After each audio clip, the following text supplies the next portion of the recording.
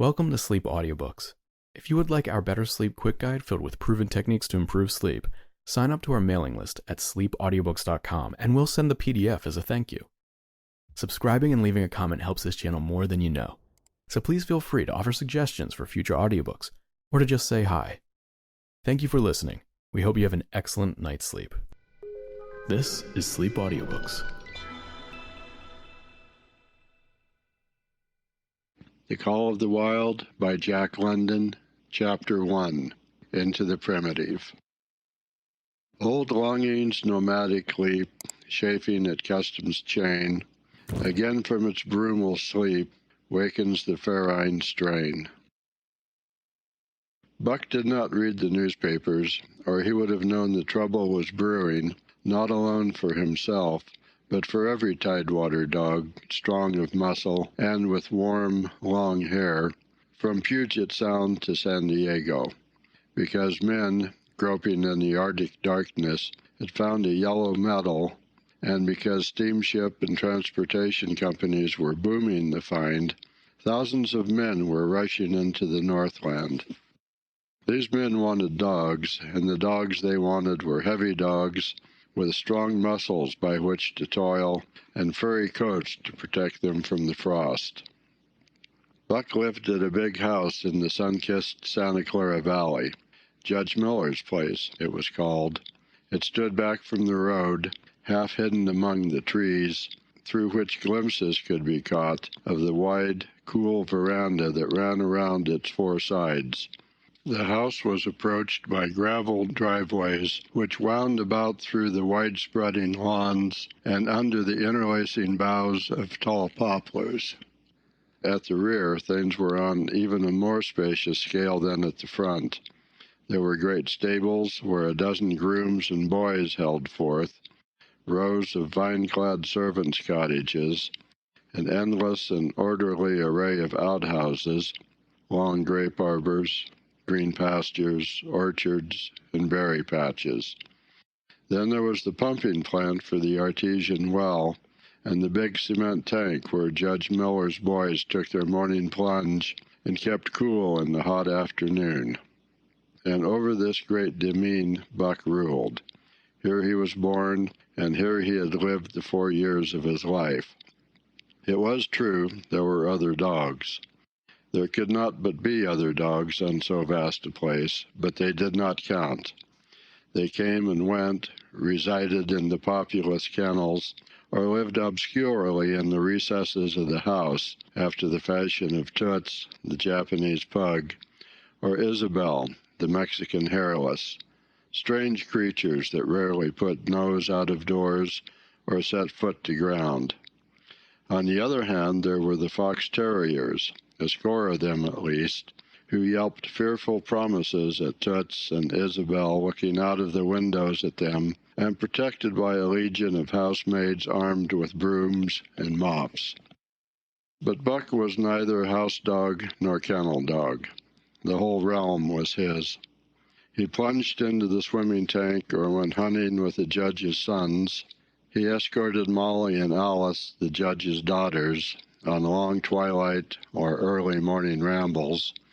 On wintry nights he lay at the judge's feet before the roaring library fire. He carried the judge's grandsons on his back, or rolled them in the grass, and guarded their footsteps through wild adventures down to the fountain in the stable yard, and even beyond, where the paddocks were and the berry patches. Among the terriers he stalked imperiously, and Toots and Isabel he utterly ignored, for he was king over all creeping, crawling, flying things of Judge Miller's place, humans included. His father, Elmo, a huge St. Bernard, had been the judge's inseparable companion, and Buck bid fair to follow in the way of his father. He was not so large. He weighed only 140 pounds. For his mother, Shep, had been a Scotch shepherd dog. Nevertheless, 140 pounds, to which was added the dignity that comes of good living and universal respect, enabled him to carry himself in right royal fashion. During the 4 years since his puppyhood, he had lived the life of a sated aristocrat. He had a fine pride in himself, was even a trifle egotistical, as country gentlemen sometimes become because of their insular situation. But he had saved himself by not becoming a mere pampered house dog. Hunting and kindred outdoor delights had kept down the fat and hardened his muscles, and to him, as to the cold-tubbing races, the love of water had been a tonic and a health preserver. And this was the manner of dog Buck was in the fall of 1897, when the Klondike strike dragged men from all the world into the frozen north. But Buck did not read the newspapers, and he did not know that Manuel, one of the gardener's helpers, was an undesirable acquaintance. Manuel had one besetting sin. He loved to play Chinese lottery. Also, in his gambling, he had one besetting weakness, faith in a system, and this made his damnation certain. For to play a system requires money, while the wages of a gardener's helper do not lap over the needs of a wife and numerous progeny. The judge was at a meeting of the Raisin Growers Association, and the boys were busy organizing an athletic club on the memorable night of Manuel's treachery. No one saw him and Buck go off through the orchard on what Buck imagined was merely a stroll. And with the exception of a solitary man, no one saw them arrive at the little flag station known as College Park. This man talked with Manuel, and money chinked between them. "You might wrap up the goods before you deliver 'em," the stranger said gruffly, and Manuel doubled a piece of stout rope around Buck's neck under the collar. "Twist it, and you'll choke him plenty," said Manuel, and the stranger grunted a ready affirmative. Buck had accepted the rope with quiet dignity. To be sure, it was an unwanted performance, but he had learned to trust in men he knew, and to give them credit for a wisdom that outreached his own. But when the ends of the rope were placed in the stranger's hands, he growled menacingly. He had merely intimated his displeasure, in his pride believing that to intimate was to command. But to his surprise the rope tightened around his neck, shutting off his breath. In quick rage he sprang at the man, who met him halfway, grappled him close by the throat, and with a deft twist threw him over on his back. Then the rope tightened mercilessly, while Buck struggled in a fury, his tongue lolling out of his mouth and his great chest panting futilely. Never in all his life had he been so vilely treated, and never in all his life had he been so angry. But his strength ebbed, his eyes glazed, and he knew nothing when the train was flagged and the two men threw him into the baggage car.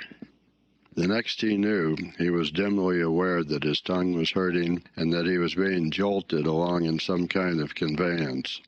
The hoarse shriek of a locomotive whistling a crossing told him where he was. He had traveled too often with the judge not to know the sensation of riding in a baggage car. He opened his eyes, and into them came the unbridled anger of a kidnapped king. The man sprang for his throat, but Buck was too quick for him. His jaws closed on the hand, nor did they relax till his senses were choked out of him once more. "Yep, has fits," the man said, hiding his mangled hand from the baggage man, who had been attracted by the sounds of struggle. "I'm taking him up for the boss to Frisco. A crack dog doctor there thinks that he can cure him." Concerning that night's ride, the man spoke most eloquently for himself in a little shed back of a saloon on the San Francisco waterfront. "All I get is $50 for it," he grumbled, "and I wouldn't do it over for $1,000, cold cash." His hand was wrapped in a bloody handkerchief, and the right trouser leg was ripped from knee to ankle. "How much did the other mug get?" the saloon keeper demanded. "100, was the reply. "Wouldn't take a so less, so help me." "That makes 150, the saloon keeper calculated, "and he's worth it, or I'm a squarehead." The kidnapper undid the bloody wrappings and looked at his lacerated hand. "If I don't get the hydrophoby—" "It'll be because you was born to hang," laughed the saloon-keeper. "Here, lend me a hand before you pull your freight," he added. Dazed, suffering intolerable pain from throat and tongue, with the life half throttled out of him, Buck attempted to face his tormentors. But he was thrown down and choked repeatedly till they succeeded in filing the heavy brass collar from off his neck. Then the rope was removed, and he was flung into a cage-like crate. There he lay for the remainder of the weary night, nursing his wrath and wounded pride. He could not understand what it all meant. What did they want with him, these strange men? Why were they keeping him pent up in this narrow crate? He did not know why, but he felt oppressed by the vague sense of impending calamity. Several times during the night he sprang to his feet when the shed door rattled open, expecting to see the judge, or the boys at least. But each time it was the bulging face of the saloon-keeper that peered in at him by the sickly light of a tallow candle. And each time the joyful bark that trembled in Buck's throat was twisted into a savage growl. But the saloon-keeper let him alone, and in the morning 4 men entered and picked up the crate. More tormentors, Buck decided, for they were evil-looking creatures, ragged and unkempt, and he stormed and raged at them through the bars. They only laughed and poked sticks at him, which he promptly assailed with his teeth, till he realized that that was what they wanted. Whereupon he lay down sullenly and allowed the crate to be lifted into a wagon.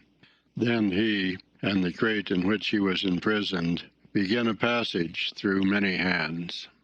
Clerks in the express office took charge of him.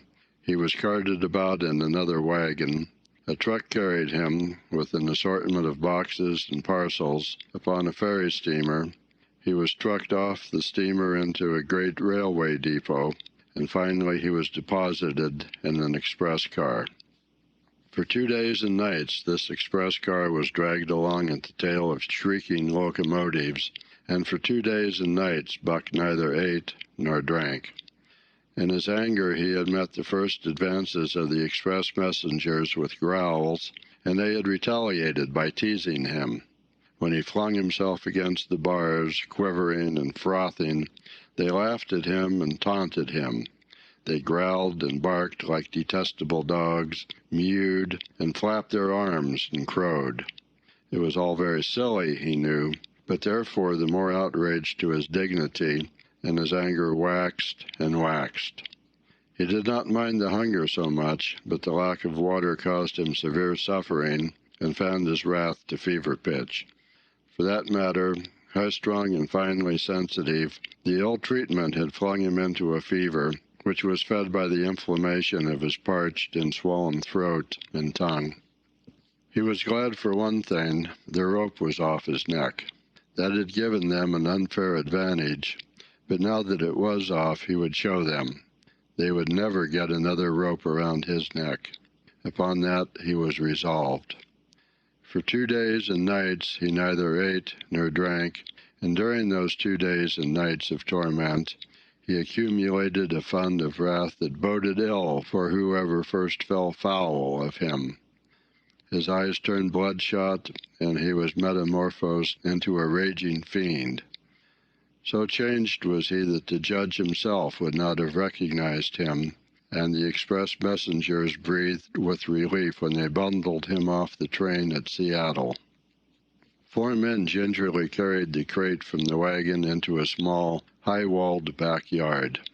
A stout man, with a red sweater that sagged generously at the neck, came out and signed the book for the driver. That was the man, Buck divined, the next tormentor, and he hurled himself savagely against the bars. The man smiled grimly and brought a hatchet and a club. "You ain't going to take him out now?" the driver asked. "Sure," the man replied, driving the hatchet into the crate for a pry. There was an instantaneous scattering of the 4 men who had carried it in, and from safe perches on top the wall they prepared to watch the performance. Buck rushed at the splintering wood, sinking his teeth into it, surging and wrestling with it. Wherever the hatchet fell on the outside, he was there on the inside, snarling and growling, as furiously anxious to get out as the man in the red sweater was calmly intent on getting him out. "Now, you red-eyed devil," he said, when he had made an opening sufficient for the passage of Buck's body. At the same time he dropped the hatchet and shifted the club to his right hand. And Buck was truly a red-eyed devil as he drew himself together for the spring, hair bristling, mouth foaming, a mad glitter in his bloodshot eyes. Straight at the man he launched his 140 pounds of fury, surcharged with the pent passion of 2 days and nights. In mid-air, just as his jaws were about to close on the man, he received a shock that checked his body and brought his teeth together with an agonizing clip. He whirled over, fetching the ground on his back and side. He had never been struck by a club in his life and did not understand.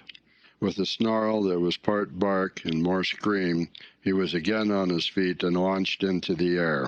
And again the shock came and he was brought crushingly to the ground. This time he was aware that it was the club, but his madness knew no caution. A dozen times he charged, and as often the club broke the charge and smashed him down. After a particularly fierce blow, he crawled to his feet, too dazed to rush. He staggered limply about, the blood flowing from nose and mouth and ears, his beautiful coat sprayed and flecked with bloody slaver. Then the man advanced and deliberately dealt him a frightful blow on the nose. All the pain he had endured was as nothing compared with the exquisite agony of this. With a roar that was almost lion-like in his ferocity, he again hurled himself at the man.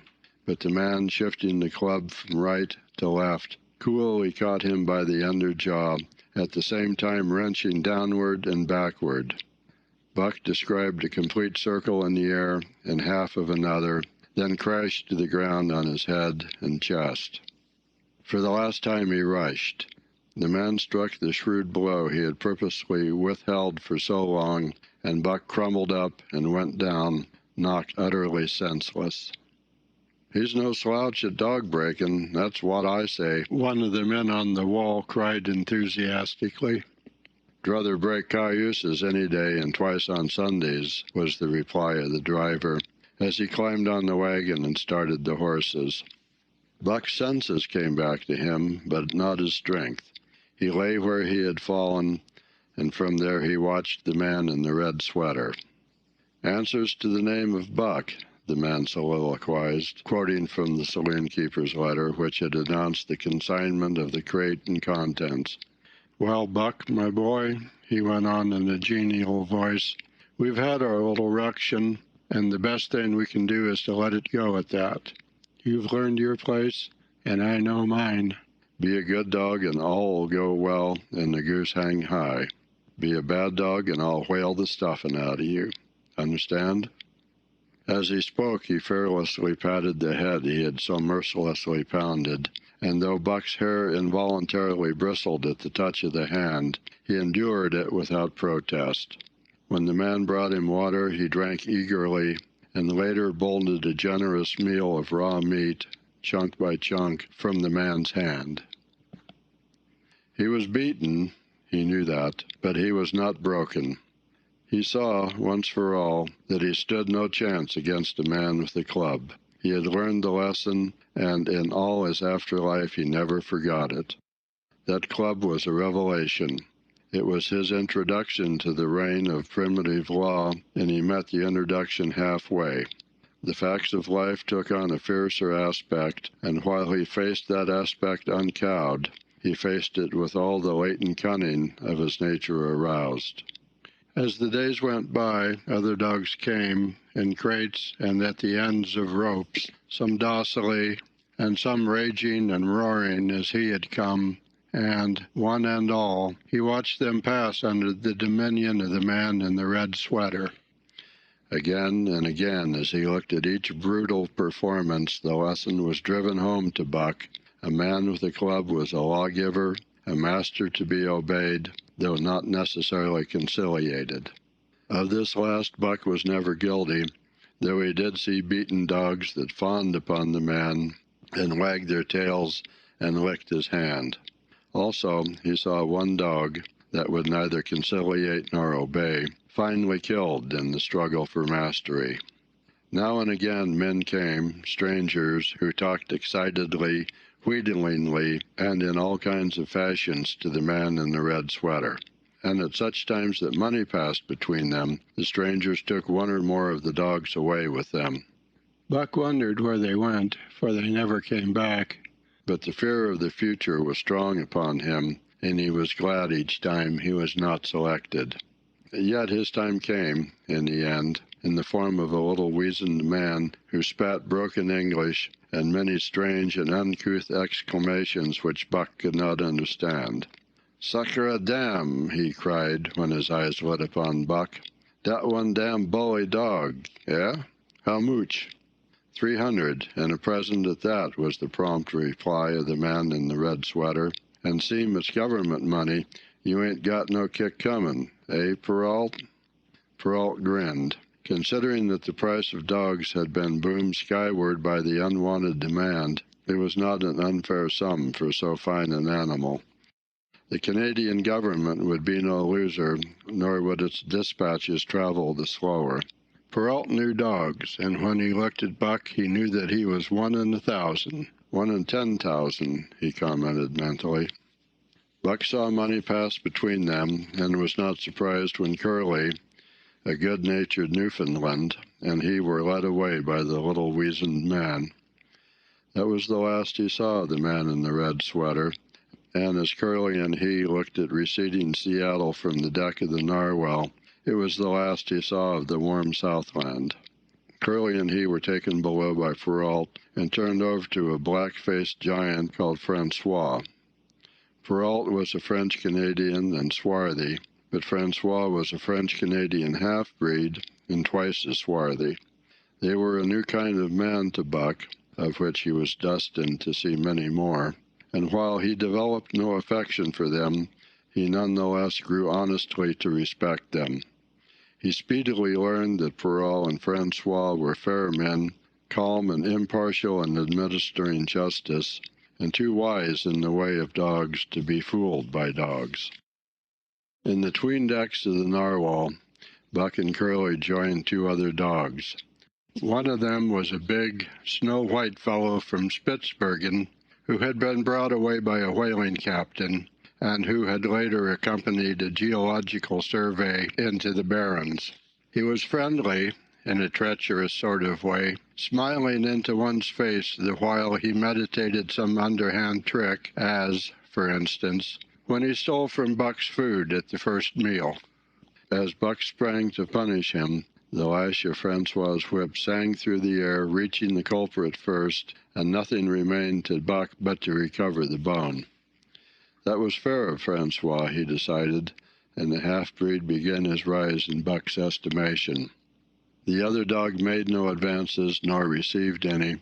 Also, he did not attempt to steal from the newcomers.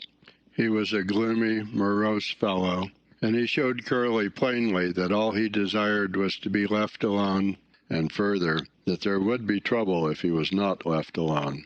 Dave, he was called, and he ate and slept, or yawned between times, and took interest in nothing, not even when the Narwhal crossed Queen Charlotte Sound and rolled and pitched and bucked like a thing possessed. When Buck and Curly grew excited, half wild with fear, he raised his head as though annoyed, favored them with an incurious glance, yawned, and went to sleep again. Day and night the ship throbbed to the tireless pulse of the propeller, and though one day was very like another, it was apparent to Buck that the weather was steadily growing colder. At last, one morning, the propeller was quiet, and the Narwhal was pervaded with an atmosphere of excitement.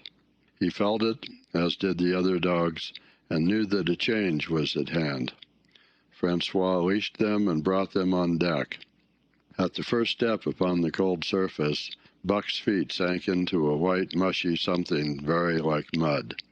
He sprang back with a snort. More of this white stuff was falling through the air. He shook himself, but more of it fell upon him. He sniffed it curiously, then licked some up on his tongue. It bit like fire, and the next instant was gone. This puzzled him. He tried it again, with the same result. The onlookers laughed uproariously, and he felt ashamed. He knew not why, for it was his first snow. End of chapter 1. Buck's first day on the Daya beach was like a nightmare. Every hour was filled with shock and surprise.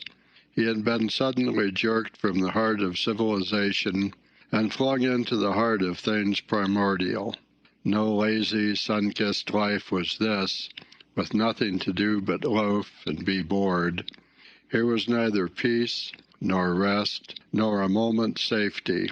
All was confusion and action, and every moment life and limb were in peril.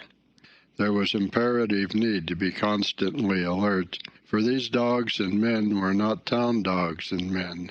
They were savages, all of them, who knew no law but the law of club and fang.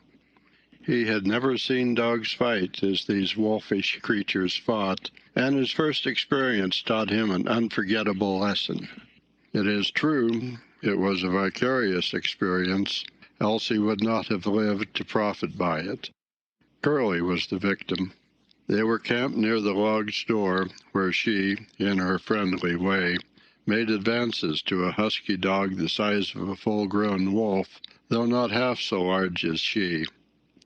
There was no warning, only a leap in like a flash, a metallic clip of teeth, a leap out equally swift, and Curly's face was ripped open from eye to jaw.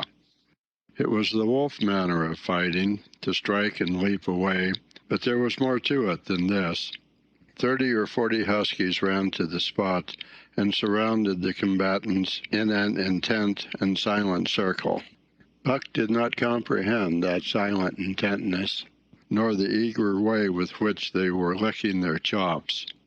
Curly rushed her antagonist, who struck again and leaped aside. He met her next rush with his chest in a peculiar fashion that tumbled her off her feet. She never regained them. This was what the onlooking huskies had waited for. They closed in upon her, snarling and yelping, and she was buried, screaming with agony, beneath the bristling mass of bodies.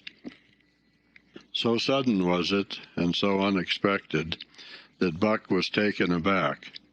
He saw Spitz run out his scarlet tongue in a way he had of laughing, and he saw Francois, swinging an axe, spring into the mess of dogs. 3 men with clubs were helping him to scatter them. It did not take long. 2 minutes from the time Curly went down, the last of her assailants were clubbed off. But she lay there limp and lifeless in the bloody, trampled snow, almost literally torn to pieces, the swart half-breed standing over her and cursing horribly.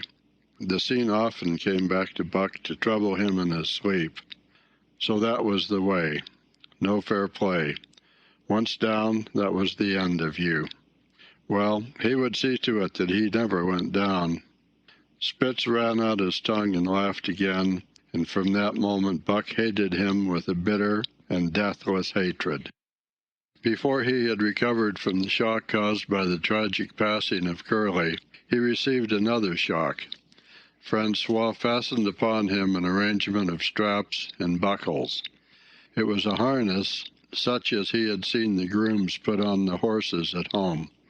And as he had seen horses work, so he was set to work, hauling Francois on a sled to the forest that fringed the valley, and returning with a load of firewood. Though his dignity was sorely hurt by thus being made a draft animal, he was too wise to rebel. He buckled down with a will and did his best, though it was all new and strange. Francois was stern, demanding instant obedience, and by virtue of his whip receiving instant obedience, while Dave, who was an experienced wheeler, nipped Buck's hindquarters whenever he was in error.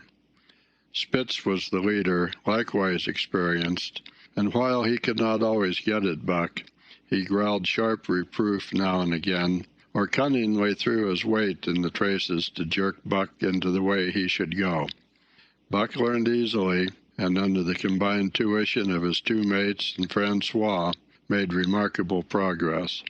Ere they returned to camp, he knew enough to stop at Hoe, to go ahead at Mush, to swing wide on the bends, and to keep clear of the wheeler when the loaded sled shot downhill at their heels.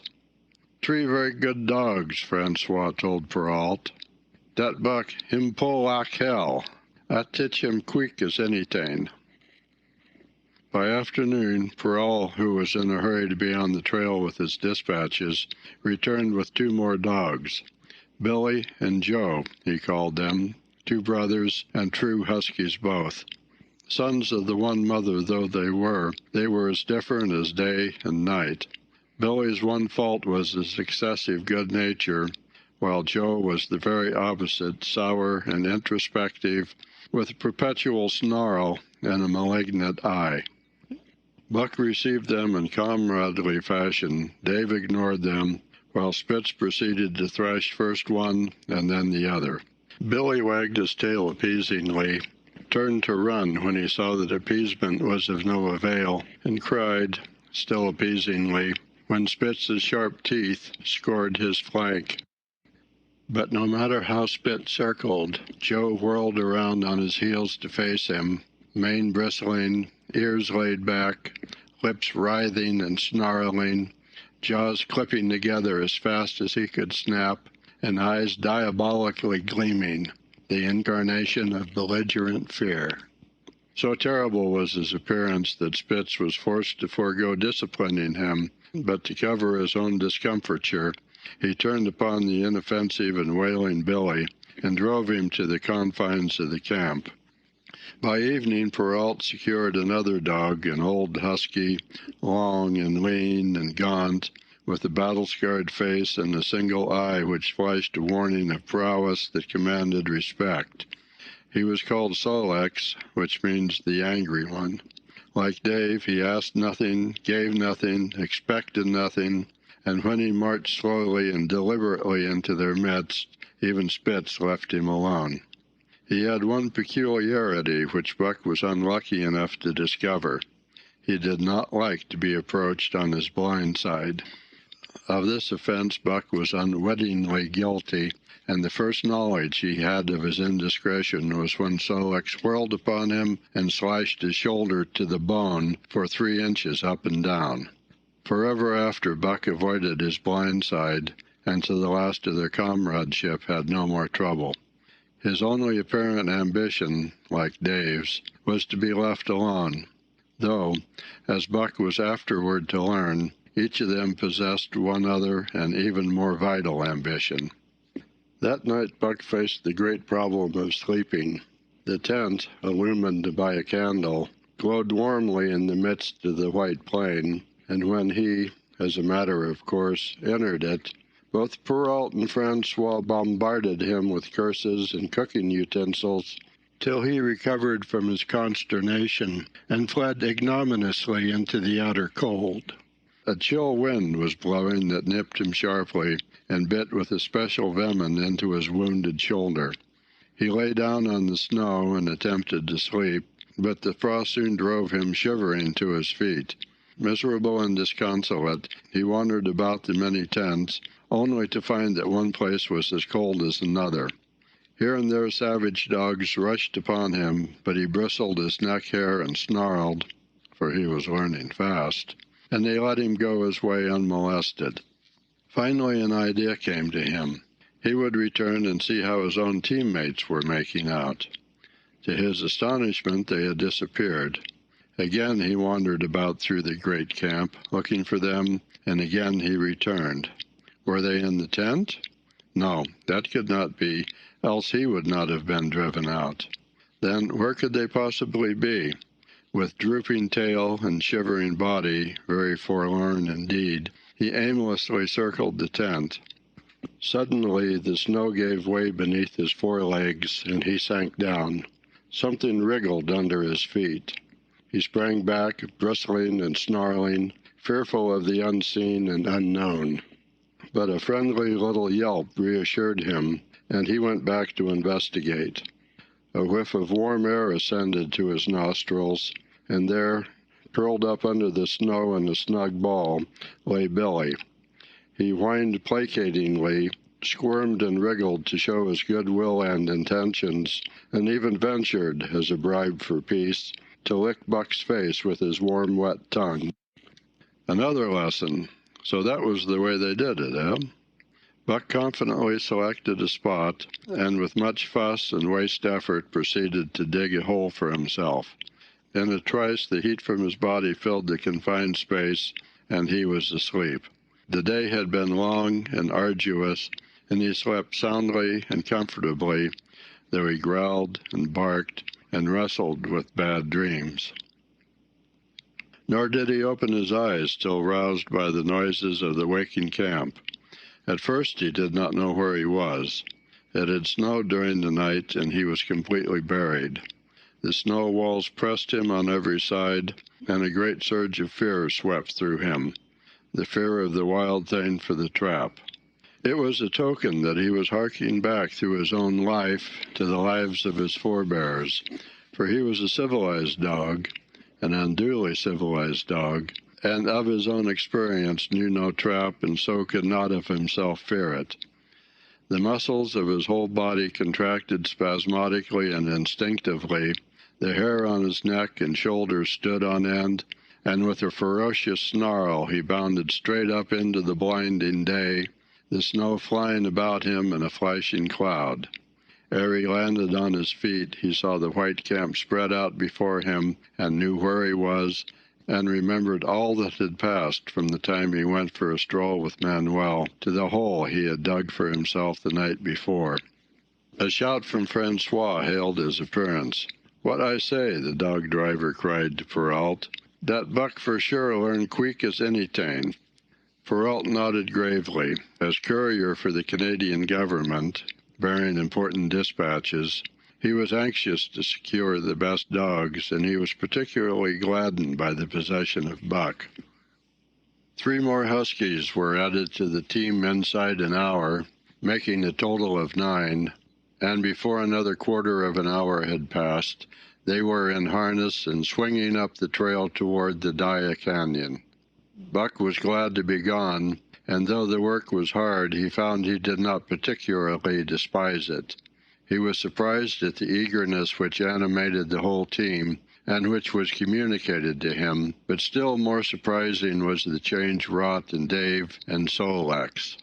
They were new dogs, utterly transformed by the harness. All passiveness and unconcern had dropped from them. They were alert and active, anxious that the work should go well, and fiercely irritable with whatever, by delay or confusion, retarded that work. The toil of the traces seemed the supreme expression of their being, and all that they lived for, and the only thing in which they took delight. Dave was wheeler, or sled dog. Pulling in front of him was Buck, then came Sol-leks. The rest of the team was strung out ahead, single file, to the leader, which position was filled by Spitz. Buck had been purposely placed between Dave and Sol-leks so that he might receive instruction. Apt scholar that he was, they were equally apt teachers, never allowing him to linger long in error, and enforcing their teaching with their sharp teeth. Dave was fair and very wise. He never nipped Buck without cause, and he never failed to nip him when he stood in need of it. As Francois's whip backed him up, Buck found it to be cheaper to mend his ways than to retaliate. Once during a brief halt, when he got tangled in the traces and delayed the start, both Dave and Sol-leks flew at him and administered a sound trouncing. The resulting tangle was even worse, but Buck took good care to keep the traces clear thereafter, and ere the day was done, so well had he mastered his work, his mates about ceased nagging him. Francois's whip snapped less frequently, and Perrault even honored Buck by lifting up his feet and carefully examining them. It was a hard day's run up the canyon, through sheep camp, past the scales and the timberline, across glaciers and snowdrifts hundreds of feet deep, and over the great Chilcoot Divide, which stands between the salt water and the fresh, and guards forbiddingly the sad and lonely north. They made good time down the chain of lakes which fills the craters of extinct volcanoes, and late that night pulled into the huge camp at the head of Lake Bennett, where thousands of gold seekers were building boats against the breakup of the ice in the spring. Buck made his hole in the snow and slept the sleep of the exhausted just, but all too early was routed out in the cold darkness and harnessed with his mates to the sled. That day they made 40 miles, the trail being packed. But the next day, and for many days to follow, they broke their own trail, worked harder, and made poorer time. As a rule, Perrault traveled ahead of the team, packing the snow with webbed shoes to make it easier for them. Francois, guiding the sled at the G-pole, sometimes exchanged places with him, but not often. Perrault was in a hurry, and he prided himself on his knowledge of ice, which knowledge was indispensable, for the fall ice was very thin, and where there was swift water, there was no ice at all. Day after day, for days unending, Buck toiled in the traces. Always they broke camp in the dark, and the first gray of dawn found them hitting the trail with fresh miles reeled off behind them.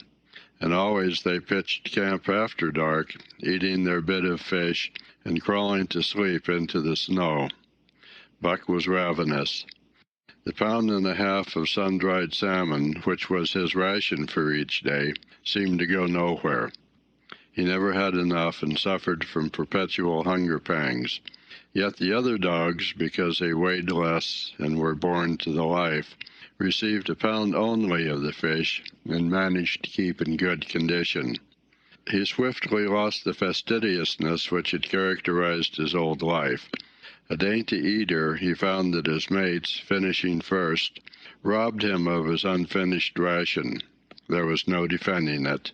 While he was fighting off 2 or 3, it was disappearing down the throats of the others. To remedy this, he ate as fast as they, and so greatly did hunger compel him, he was not above taking what did not belong to him. He watched and learned. When he saw Pike, one of the new dogs, a clever malingerer and thief, slyly steal a slice of bacon when Perrault's back was turned, he duplicated the performance the following day, getting away with the whole chunk. A great uproar was raised, but he was unsuspected, while Dub, an awkward blunderer who was always getting caught, was punished for Buck's misdeed. This first theft marked Buck as fit to survive in the hostile Northland environment. It marked his adaptability, his capacity to adjust himself to changing conditions, the lack of which would have meant swift and terrible death. It marked, further, the decay or going to pieces of his moral nature, a vain thing and a handicap in the ruthless struggle for existence. It was all well enough in the Southland, under the law of love and fellowship, to respect private property and personal feelings, but in the Northland, under the law of club and fang, whoso took such things into account was a fool, and insofar as he observed them, he would fail to prosper. Not that Buck reasoned it out. He was fit, that was all, and unconsciously he accommodated himself to the new mode of life. All his days, no matter what the odds, he had never run from a fight. But the club of the man in the red sweater had beaten into him a more fundamental and primitive code. Civilized, he could have died for a moral consideration, say the defense of Judge Miller's riding whip, but the completeness of his decivilization was now evidenced by his ability to flee from the defense of a moral consideration and so save his hide. He did not steal for joy of it, but because of the clamor of his stomach. He did not rob openly, but stole secretly and cunningly, out of respect for club and fang. In short, the things he did were done because it was easier to do them than not to do them. His development, or retrogression, was rapid. His muscles became hard as iron, and he grew callous to all ordinary pain. He achieved an internal as well as external economy. He could eat anything, no matter how loathsome or indigestible, and, once eaten, the juices of his stomach extracted the least particle of nutriment, and his blood carried it to the farthest reaches of his body, building it into the toughest and stoutest of tissues. Sight and scent became remarkably keen, while his hearing developed such acuteness that in his sleep he heard the faintest sound and knew whether it heralded peace or peril. He learned to bite the ice out with his teeth when it collected between his toes, and when he was thirsty and there was a thick scum of ice over the water hole, he would break it by rearing and striking it with stiff forelegs. His most conspicuous trait was an ability to scent the wind and forecast it a night in advance. No matter how breathless the air when he dug his nest by tree or bank, the wind that later blew inevitably found him to leeward, sheltered and snug. And not only did he learn by experience, but instincts long dead became alive again. The domesticated generations fell from him. In vague ways he remembered back to the youth of the breed, to the time the wild dogs ranged in packs through the primeval forest and killed their meat as they ran it down.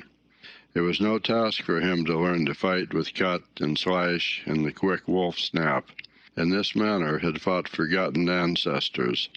They quickened the old life within him, and the old tricks which they had stamped into the heredity of the breed were his tricks. They came to him without effort or discovery, as though they had been his always. And when, on the still, cold nights, he pointed his nose at a star and howled long and wolf-like, it was his ancestors, dead and dust, pointing nose at star and howling down through the centuries and through him. And his cadences were their cadences, the cadences which voiced their woe, and what to them was the meaning of the stiffness and the cold and dark. Thus, as token of what a puppet thing life is, the ancient song surged through him, and he came into his own again, and he came because men had found a yellow metal in the north, and because Manuel was a gardener's helper, whose wages did not lap over the needs of his wife and divers small copies of himself. End of Chapter 2. Chapter 3. The Dominant Primordial Beast. The dominant primordial beast was strong in buck, and under the fierce conditions of trail life it grew and grew. Yet it was a secret growth. His newborn cunning gave him poise and control. He was too busy adjusting himself to the new life to feel at ease, and not only did he not pick fights, but he avoided them whenever possible. A certain deliberateness characterized his attitude. He was not prone to rashness and precipitate action, and in the bitter hatred between him and Spitz, he betrayed no impatience, shunned all offensive acts. On the other hand, possibly because he divined in Buck a dangerous rival, Spitz never lost an opportunity of showing his teeth. He even went out of his way to bully Buck, striving constantly to start the fight which could end only in the death of one or the other. Early in the trip this might have taken place had it not been for an unwanted accident. At the end of this day, they made a bleak and miserable camp on the shore of Lake Labarge. Driving snow, a wind that cut like a white-hot knife, and darkness had forced them to grope for a camping place. They could hardly have fared worse. At their backs rose a perpendicular wall of rock, and Perrault and Francois were compelled to make their fire and spread their sleeping robes on the ice of the lake itself. The tent they had discarded at Daya in order to travel light. A few sticks of driftwood furnished them with a fire that thawed down through the ice and left them to eat supper in the dark. Close in under the sheltering rock, Buck made his nest.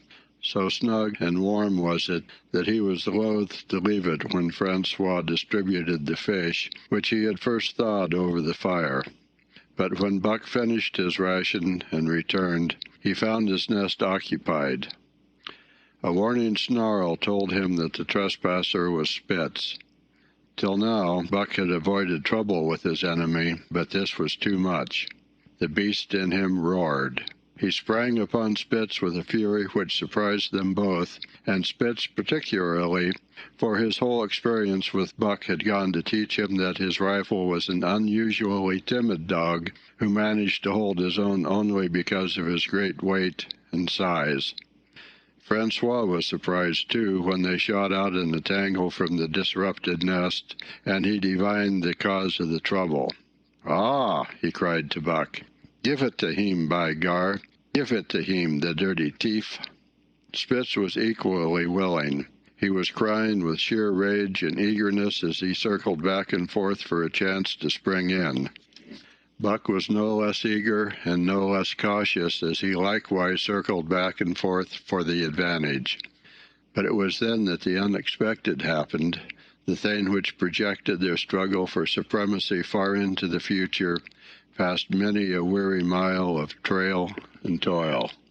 An oath from Perrault, the resounding impact of a club upon a bony frame, and a shrill yelp of pain heralded the breaking forth of pandemonium. The camp was suddenly discovered to be alive with skulking furry forms. Starving huskies, 4 or 5 score of them, who had scented the camp from some Indian village. They had crept in while Buck and Spitz were fighting, and when the 2 men sprang among them with stout clubs they showed their teeth and fought back. They were crazed by the smell of the food. Perrault found one with head buried in the grub box. His club landed heavily on the gaunt ribs, and the grub box was capsized on the ground. On the instant, a score of the famished brutes were scrambling for the bread and bacon. The clubs fell upon them unheeded. They yelped and howled under the rain of blows, but struggled none the less madly till the last crumb had been devoured. In the meantime, the astonished team dogs had burst out of their nests only to be set upon by the fierce invaders. Never had Buck seen such dogs. It seemed as though their bones would burst through their skins. They were mere skeletons, draped loosely in draggled hides, with blazing eyes and slavered fangs. But the hunger madness made them terrifying, irresistible. There was no opposing them. The team dogs were swept back against the cliff at the first onset. Buck was beset by 3 huskies, and in a trice his head and shoulders were ripped and slashed. The din was frightful. Billy was crying as usual. Dave and Solettes, dripping blood from a score of wounds, were fighting bravely side by side. Joe was snapping like a demon. Once his teeth closed on the foreleg of a husky, and he crunched down through the bone. Pike, the malingerer, leaped upon the crippled animal, breaking its neck with a quick flash of teeth and a jerk. Buck got a frothing adversary by the throat and was sprayed with blood when his teeth sank through the jugular. The warm taste of it in his mouth goaded him to greater fierceness. He flung himself upon another, and at the same time felt teeth sink into his own throat. It was Spitz treacherously attacking from the side. Perrault and Francois, having cleaned out their part of the camp, hurried to save their sled dogs. The wild wave of famished beasts rolled back before them, and Buck shook himself free, but it was only for a moment. The 2 men were compelled to run back to save the grub, upon which the huskies returned to the attack on the team.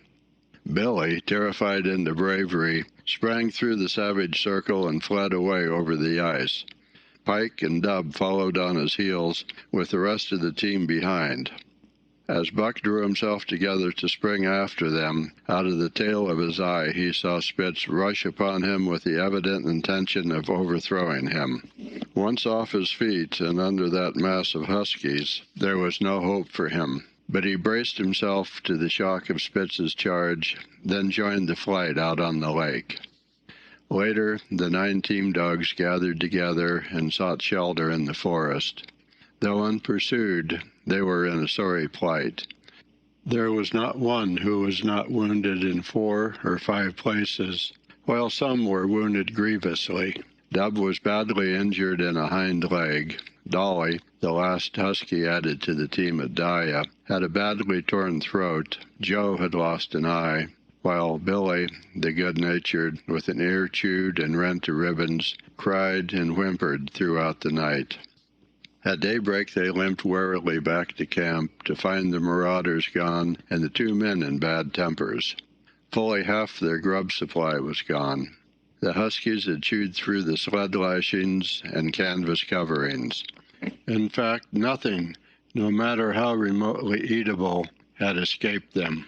They had eaten a pair of Peralt's moose-hide moccasins, chunks out of the leather traces, and even 2 feet of lash from the end of Francois's whip.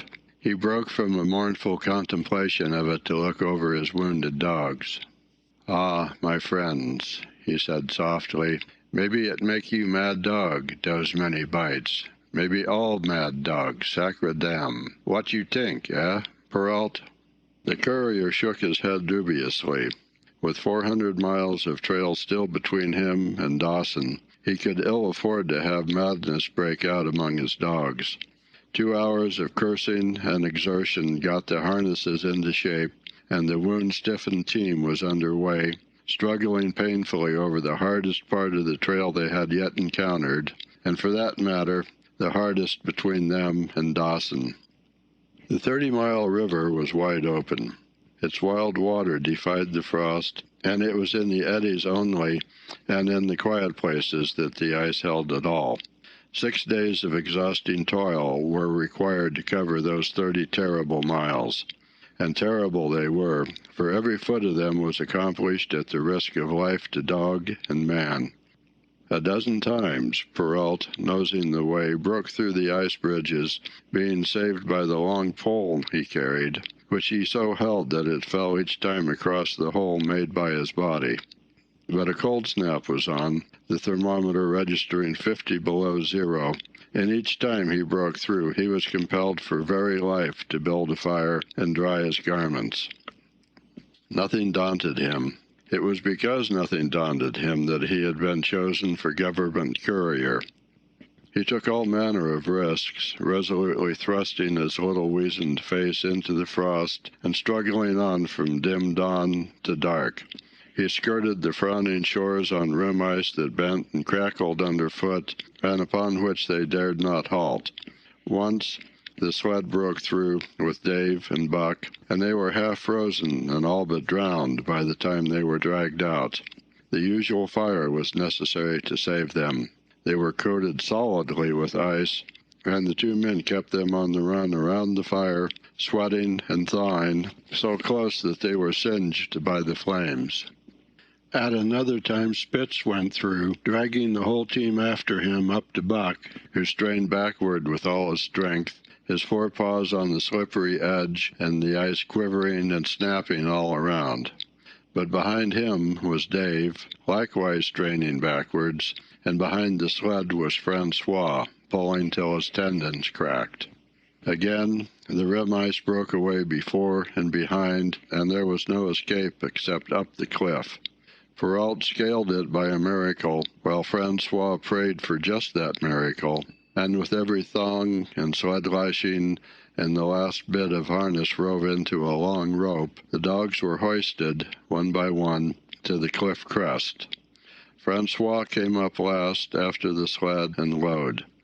Then came the search for a place to descend, which descent was ultimately made by the aid of the rope, and night found them back on the river with 1/4 of a mile to the day's credit. By the time they made the Hootalingua and good ice, Buck was played out. The rest of the dogs were in like condition, but Peralt, to make up lost time, pushed them late and early.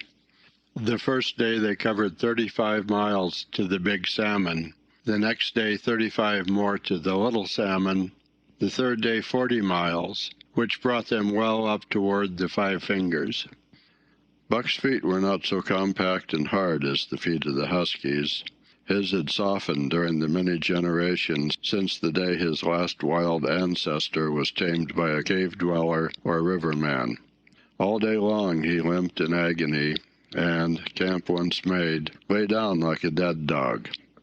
Hungry as he was, he would not move to receive his ration of fish, which Francois had to bring to him. Also, the dog driver rubbed Buck's feet for half an hour each night after supper, and sacrificed the tops of his own moccasins to make 4 moccasins for Buck. This was a great relief, and Buck caused even the weazened face of Perrault to twist itself into a grin one morning when Francois forgot the moccasins and Buck lay on his back, his 4 feet waving appealingly in the air, and refused to budge without them. Later his feet grew hard to the trail, and the worn-out footgear was thrown away. At the Pelly, one morning, as they were harnessing up, Dolly, who had never been conspicuous for anything, went suddenly mad. She announced her condition by a long, heartbreaking wolf howl that sent every dog bristling with fear, then sprang straight for Buck. He had never seen a dog go mad, nor did he have any reason to fear madness, yet he knew that here was horror, and fled away from it in a panic. Straight away he raced, with Dolly, panting and frothing, 1 leap behind. Nor could she gain on him, so great was his terror, nor could he leave her, so great was her madness. He plunged through the wooded breast of the island, fled down to the lower end, crossed a back channel filled with rough ice to another island, gained a 3rd island, curved back to the main river, and in desperation started to cross it. And all the time, though he did not look, he could hear her snarling just 1 leap behind. Francois called to him a 1/4 of a mile away, and he doubled back, still 1 leap ahead, gasping painfully for air and putting all his faith in that Francois would save him.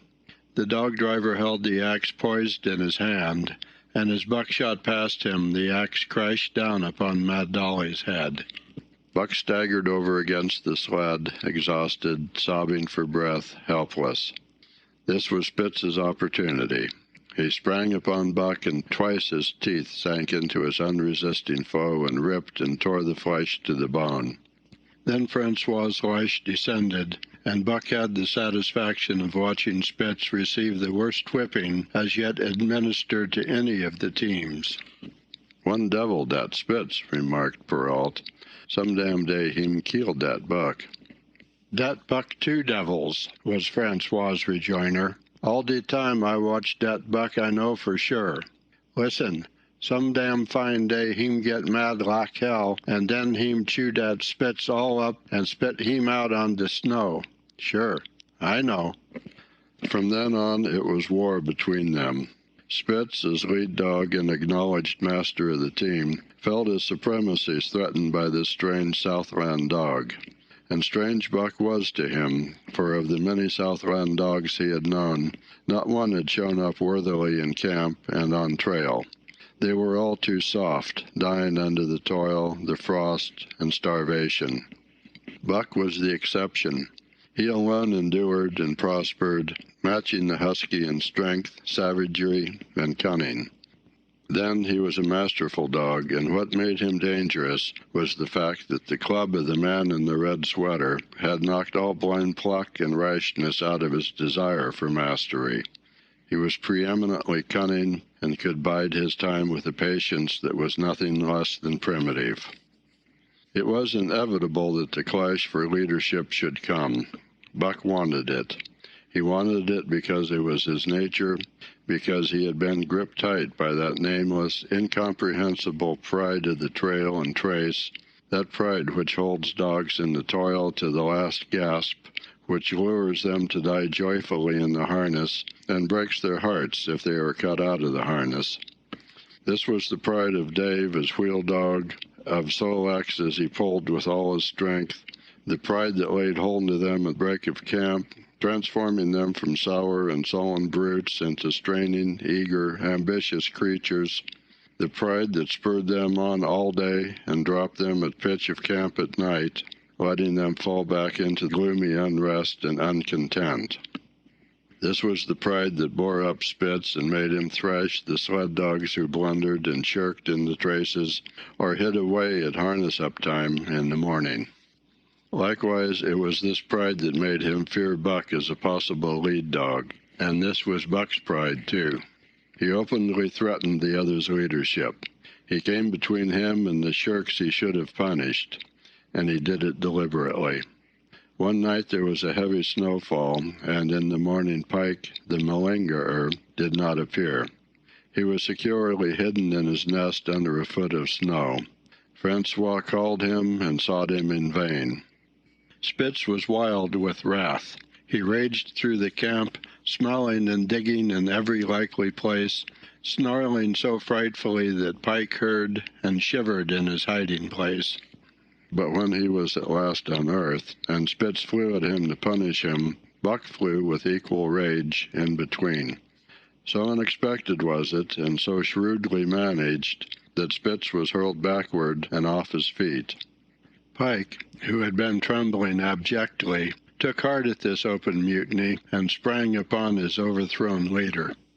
Buck, to whom fair play was a forgotten code, likewise sprang upon Spitz. But Francois, chuckling at the incident while unswerving in the administration of justice, brought his lash down upon Buck with all his might. This failed to drive Buck from his prostrate rival, and the butt of the whip was brought into play. Half stunned by the blow, Buck was knocked backward, and the lash laid upon him again and again, while Spitz soundly punished the many times offending Pike. In the days that followed, as Dawson grew closer and closer, Buck still continued to interfere between Spitz and the culprits, but he did it craftily when Francois was not around. With the covert mutiny of Buck, a general insubordination sprang up and increased. Dave and Soletz were unaffected, but the rest of the team went from bad to worse. Things no longer went right. There was continual bickering and jangling. Trouble was always afoot, and at the bottom of it was Buck. He kept Francois busy, for the dog driver was in constant apprehension of the life-and-death struggle between the two, which he knew must take place sooner or later, and on more than one night the sounds of quarreling and strife among the other dogs turned him out of his sleeping robe, fearful that Buck and Spitz were at it.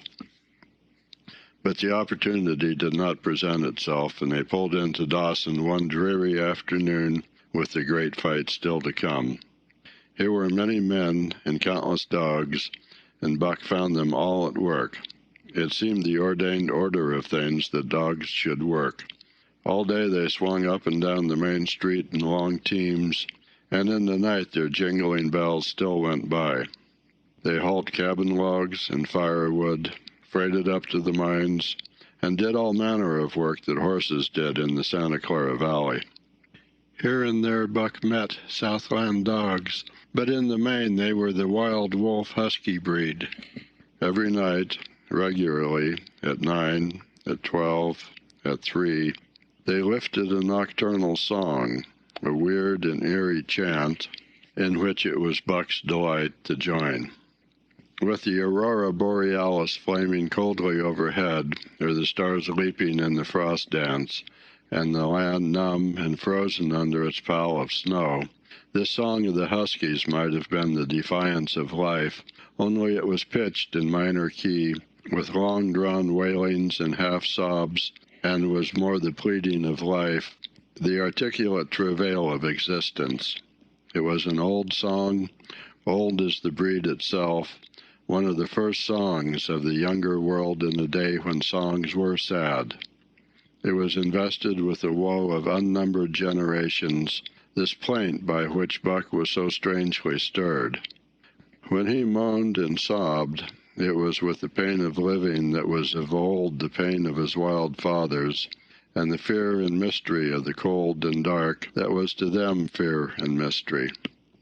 And that he should be stirred by it marked the completeness with which he harked back through the ages of fire and roof to the raw beginnings of life in the howling ages. 7 days from the time they pulled into Dawson, they dropped down the steep bank by the barracks to the Yukon Trail and pulled for Dyea and Saltwater. Perrault was carrying dispatches, if anything more urgent than those he had brought in. Also, the travel pride had gripped him, and he proposed to make the record trip of the year. Several things favored him in this. The week's rest had recuperated the dogs and put them in thorough trim. The trail they had broken into the country was packed hard by later journeyers. And further, the police had arranged in 2 or 3 places deposits of grub for dog and man, and he was traveling light. They made 60 Mile, which is a 50-mile run, on the first day, and the second day saw them booming up the Yukon well on their way to Pelly. But such splendid running was achieved not without great trouble and vexation on the part of Francois. The insidious revolt led by Buck had destroyed the solidarity of the team. It no longer was as one dog leaping in the traces. The encouragement Buck gave the rebels led them into all kinds of petty misdemeanors. No more was Spitz a leader greatly to be feared. The old awe departed, and they grew equal to challenging his authority. Pike robbed him of half a fish one night and gulped it down under the protection of Buck. Another night Dub and Joe fought Spitz and made him forgo the punishment they deserved. And even Billy, the good-natured, was less good-natured and whined not half so placatingly as in former days. Buck never came near Spitz without snarling and bristling menacingly. In fact, his conduct approached that of a bully, and he was given to swaggering up and down before Spitz's very nose. The breaking down of discipline likewise affected the dogs in their relations with one another. They quarreled and bickered more than ever among themselves, till at times the camp was a howling bedlam. Dave and Sol-leks alone were unaltered, though they were made irritable by the unending squabbling. Francois swore strange, barbarous oaths, and stamped the snow in futile rage, and tore his hair. His lash was always singing among the dogs, but it was of small avail. Directly his back was turned, they were at it again. He backed up Spitz with his whip, while Buck backed up the remainder of the team. Francois knew he was behind all the trouble, and Buck knew he knew, but Buck was too clever ever again to be caught red-handed. He worked faithfully in the harness, for the toil had become a delight to him, yet it was a greater delight slyly to precipitate a fight amongst his mates and tangle the traces. At the mouth of the Tahkeena, one night after supper, Dub turned up a snowshoe rabbit, blundered it, and missed. In a second the whole team was in full cry. 100 yards away was the camp of the Northwest Police, with 50 dogs, huskies all, who joined the chase. The rabbit sped down the river, turned off into a small creek, up the frozen bed of which it held steadily. It ran lightly on the surface of the snow, while the dogs plowed through by main strength. Buck led the pack, 60 strong, around bend after bend, but he could not gain. He lay down low to the race, whining eagerly, his splendid body flashing forward, leap by leap, in the wan white moonlight. And leap by leap, like some pale frost wraith, the snowshoe rabbit flashed on ahead. All that stirring of old instincts which at stated periods drive men out from the sounding cities to forest and plain to kill things by chemically propelled leaden pellets, the bloodlust, the joy to kill, all this was Buck's, only it was infinitely more intimate. He was raging at the head of the pack, running the wild thing down, the living meat, to kill with his own teeth and wash his muzzle to the eyes in warm blood.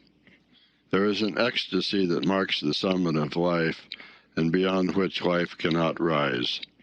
And such is the paradox of living. This ecstasy comes when one is most alive, and it comes as a complete forgetfulness that one is alive.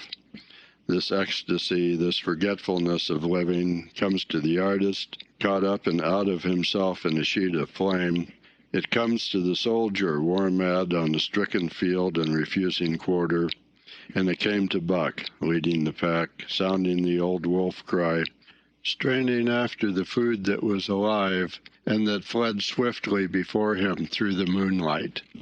He was sounding the deeps of his nature, and of the parts of his nature that were deeper than he, going back into the womb of time.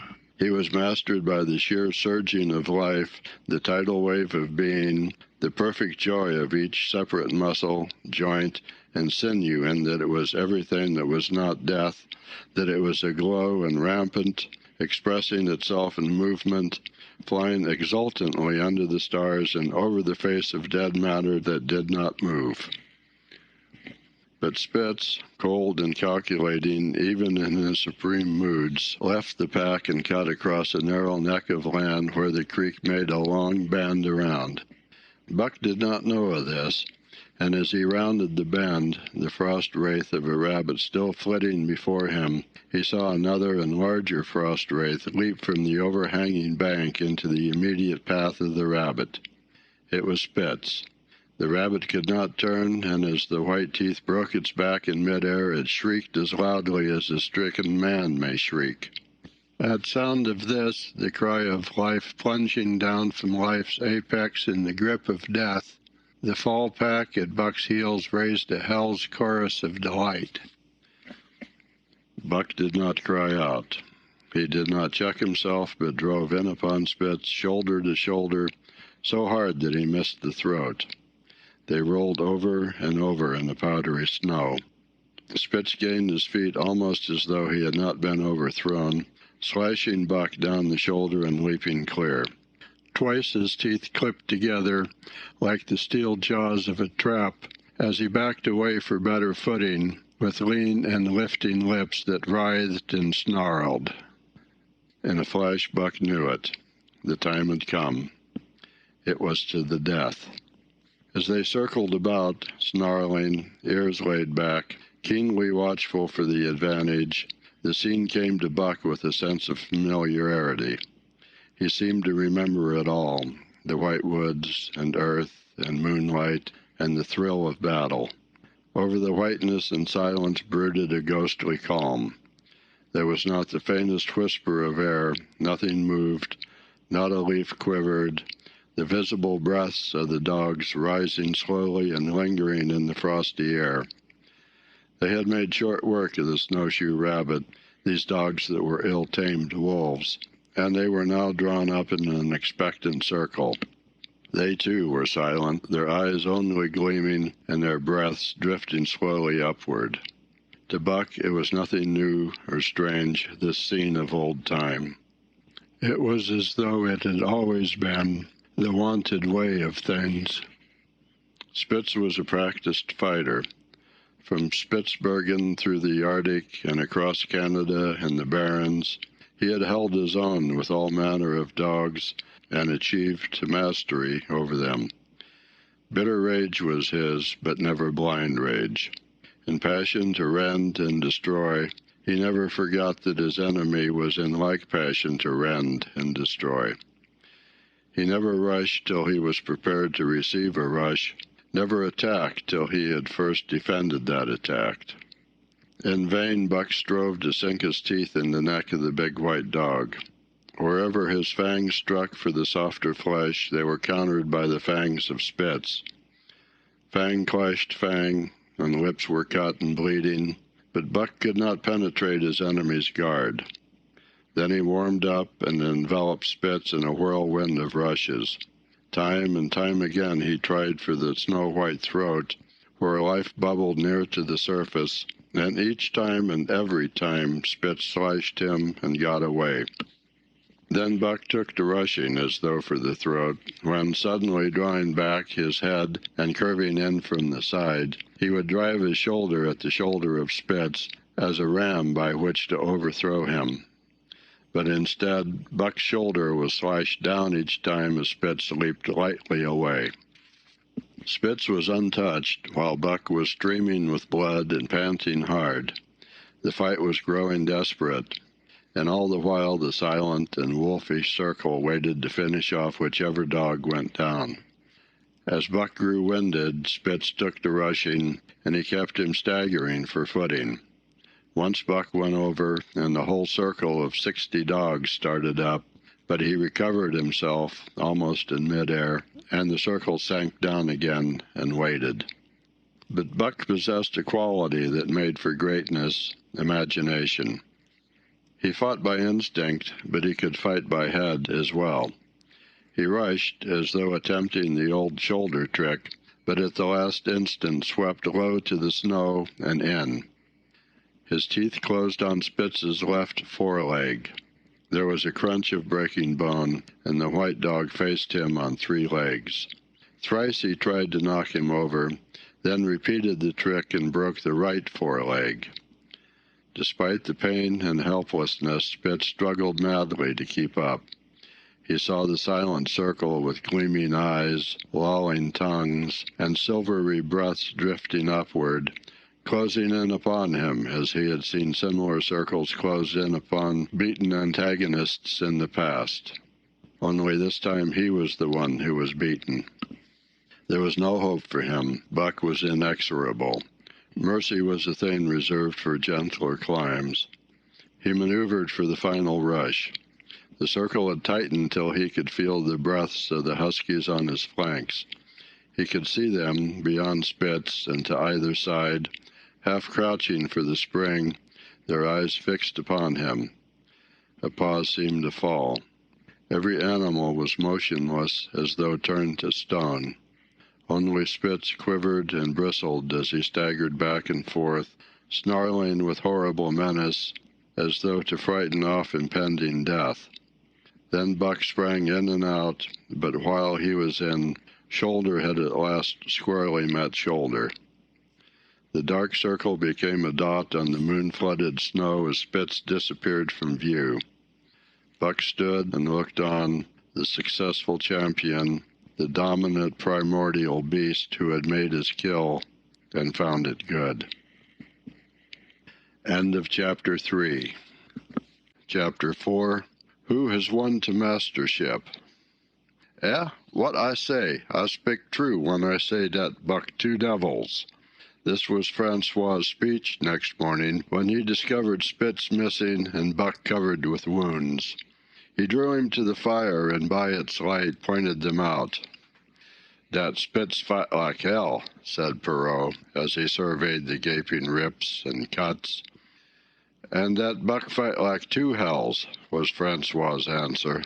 "And now we make good time. No more Spitz, no more trouble, sure." While Perrault packed the camp outfit and loaded the sled, the dog driver proceeded to harness the dogs. Buck trotted up to the place Spitz would have occupied as leader, but Francois, not noticing him, brought Sol-leks to the coveted position. In his judgment, Sol-leks was the best lead dog left. Buck sprang upon Sol-leks in a fury, driving him back and standing in his place. Francois cried, slapping his thighs gleefully. "Look at that Buck. Him kill dat Spitz. Him think to take de job." "Go away, Chook," he cried, but Buck refused to budge. He took Buck by the scruff of the neck, and though the dog growled threateningly, dragged him to one side and replaced Sol-leks. The old dog did not like it, and showed plainly that he was afraid of Buck. Francois was obdurate, but when he turned his back, Buck again displaced Sol-leks, who was not at all unwilling to go. Francois was angry. "Now, by gar, I fix you," he cried, coming back with a heavy club in his hand. Buck remembered the man in the red sweater and retreated slowly, nor did he attempt to charge in when Sol-leks was once more brought forward. But he circled just beyond the range of the club, snarling with bitterness and rage, and while he circled he watched the club so as to dodge it if thrown by Francois, for he was become wise in the way of clubs. The driver went about his work, and he called to Buck when he was ready to put him in his old place in front of Dave. Buck retreated 2 or 3 steps. Francois followed him up, whereupon he again retreated. After some time of this, Francois threw down the club, thinking that Buck feared a thrashing. But Buck was in open revolt. He wanted not to escape a clubbing, but to have the leadership. It was his by right. He had earned it, and he would not be content with less. Perrault took a hand. Between them they ran him about for the better part of an hour. They threw clubs at him. He dodged. They cursed him, and his fathers and mothers before him, and all his seed to come after him down to the remotest generation, and every hair on his body and drop of blood in his veins, and he answered curse with snarl and kept out of their reach. He did not try to run away, but retreated around and around the camp, advertising plainly that when his desire was met, he would come in and be good. Francois sat down and scratched his head. Perrault looked at his watch and swore. Time was flying, and they should have been on the trail an hour gone. Francois scratched his head again. He shook it and grinned sheepishly at the courier, who shrugged his shoulders in sign that they were beaten. Then Francois went up to where Sol-leks stood and called to Buck. Buck laughed, as dogs laugh, yet kept his distance. Francois unfastened Sol-leks's traces and put him back in his old place. The team stood harnessed to the sled in an unbroken line, ready for the trail. There was no place for Buck save at the front. Once more Francois called, and once more Buck laughed and kept away. "Throw down the club," Perrault commanded.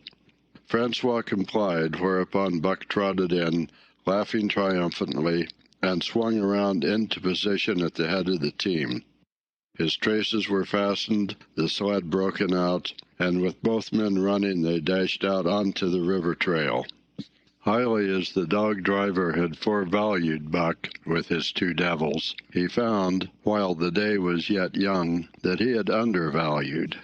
At a bound, Buck took up the duties of leadership, and where judgment was required, and quick thinking and quick acting, he showed himself the superior even of Spitz, of whom Francois had never seen an equal. But it was in giving the law and making his mates live up to it that Buck excelled. Dave and Sol-leks did not mind the change in leadership. It was none of their business. Their business was to toil, and toil mightily, in the traces. So long as that were not interfered with, they did not care what happened. Billy the good-natured could lead for all they cared, so long as he kept order. The rest of the team, however, had grown unruly during the last days of Spitz, and their surprise was great now that Buck proceeded to lick them into shape. Pike, who pulled at Buck's heels, and who never put an ounce more of his weight against the breastband than he was compelled to do, was swiftly and repeatedly shaken for loafing, and ere the first day was done, he was pulling more than ever before in his life. The first night in camp, Joe, the sour one, was punished roundly, a thing that Spitz had never succeeded in doing. Buck simply smothered him by virtue of superior weight, and cut him up till he ceased snapping and began to whine for mercy. The general tone of the team picked up immediately. It recovered its old-time solidarity, and once more the dogs leaped as one dog in the traces. At the Rink Rapids, 2 native huskies, Teak and Koona, were added, and the celerity with which Buck broke them in took away Francois's breath. "Nev' such a dog as dat Buck," he cried. "No, nev' Him worth $1,000, by gar. Eh? What you say, Perrault?" And Perrault nodded. He was ahead of the record then, and gaining day by day. The trail was in excellent condition, well packed and hard, and there was no new-fallen snow with which to contend. It was not too cold. The temperature dropped to 50 below zero and remained there the whole trip. The men rode and ran by turn, and the dogs were kept on the jump with but infrequent stoppages. The 30-mile river was comparatively coated with ice, and they covered in 1 day going out what had taken them 10 days coming in. In one run they made a 60-mile dash from the foot of Lake Labarge to the White Horse Rapids, across Marsh, Tagish, and Bennett, 70 miles of lakes. They flew so fast that the man whose turn it was to run towed behind the sled at the end of a rope. And on the last night of the second week they topped White Pass and dropped down the sea slope with the lights of Skagway and of the shipping at their feet. It was a record run.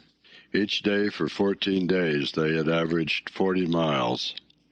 For 3 days Perrault and Francois threw chests up and down the main street of Skagway and were deluged with invitations to drink, while the team was the constant center of a worshipful crowd of dog-busters and mushers.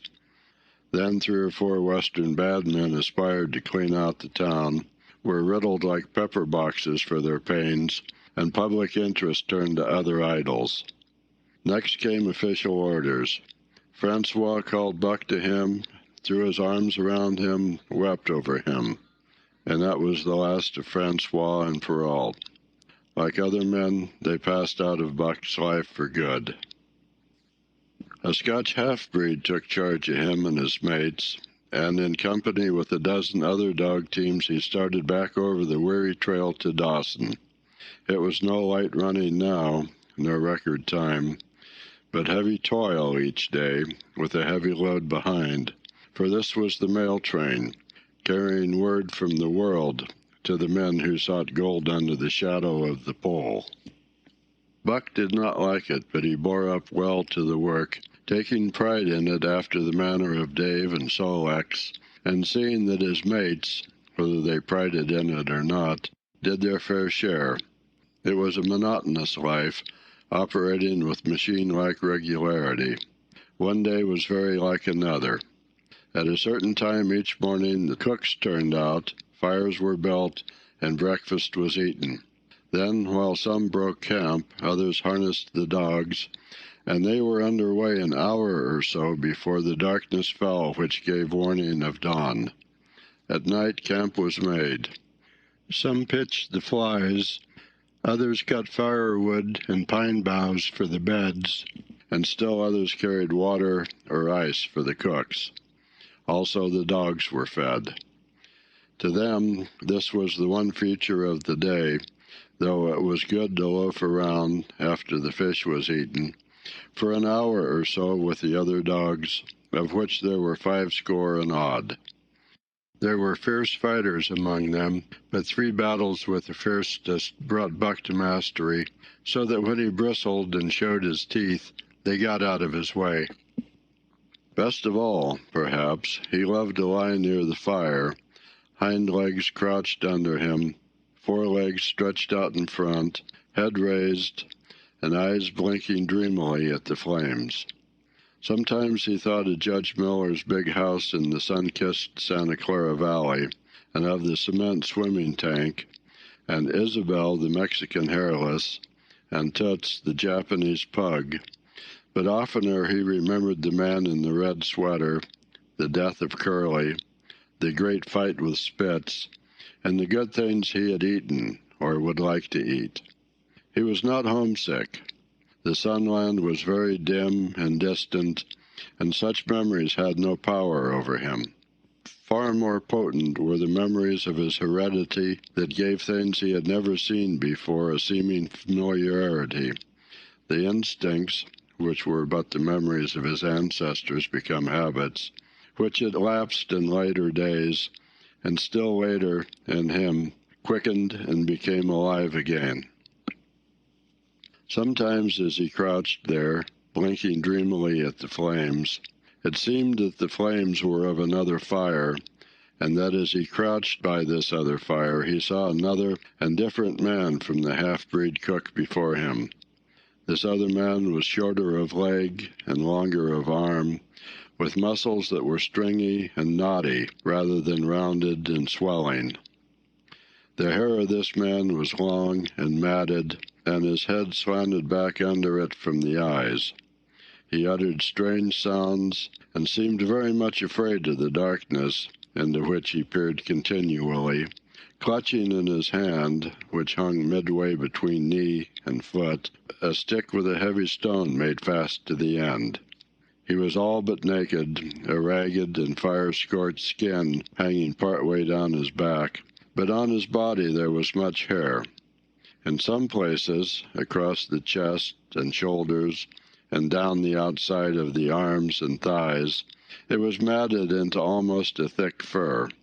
He did not stand erect, but with trunk inclined forward from the hips, on legs that bent at the knees. About his body there was a peculiar springiness or resiliency, almost cat-like, and a quick alertness as of one who lived in perpetual fear of things seen and unseen. At other times this hairy man squatted by the fire, with head between his legs, and slept. On such occasions his elbows were on his knees, his hands clasped above his head as though to shed rain by the hairy arms.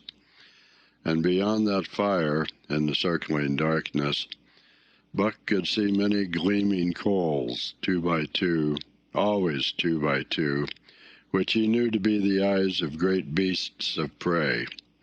And he could hear the crashing of their bodies through the undergrowth, and the noises they made in the night. And dreaming there by the Yukon bank, with lazy eyes blinking at the fire, these sounds and sights of another world would make the hair to rise along his back and stand on end across his shoulders and up his neck, till he whimpered low and suppressedly, or growled softly, and the half-breed cook shouted at him, "Hey, you Buck, wake up!" Whereupon the other world would vanish, and the real world come into his eyes, and he would get up and yawn and stretch, as though he had been asleep.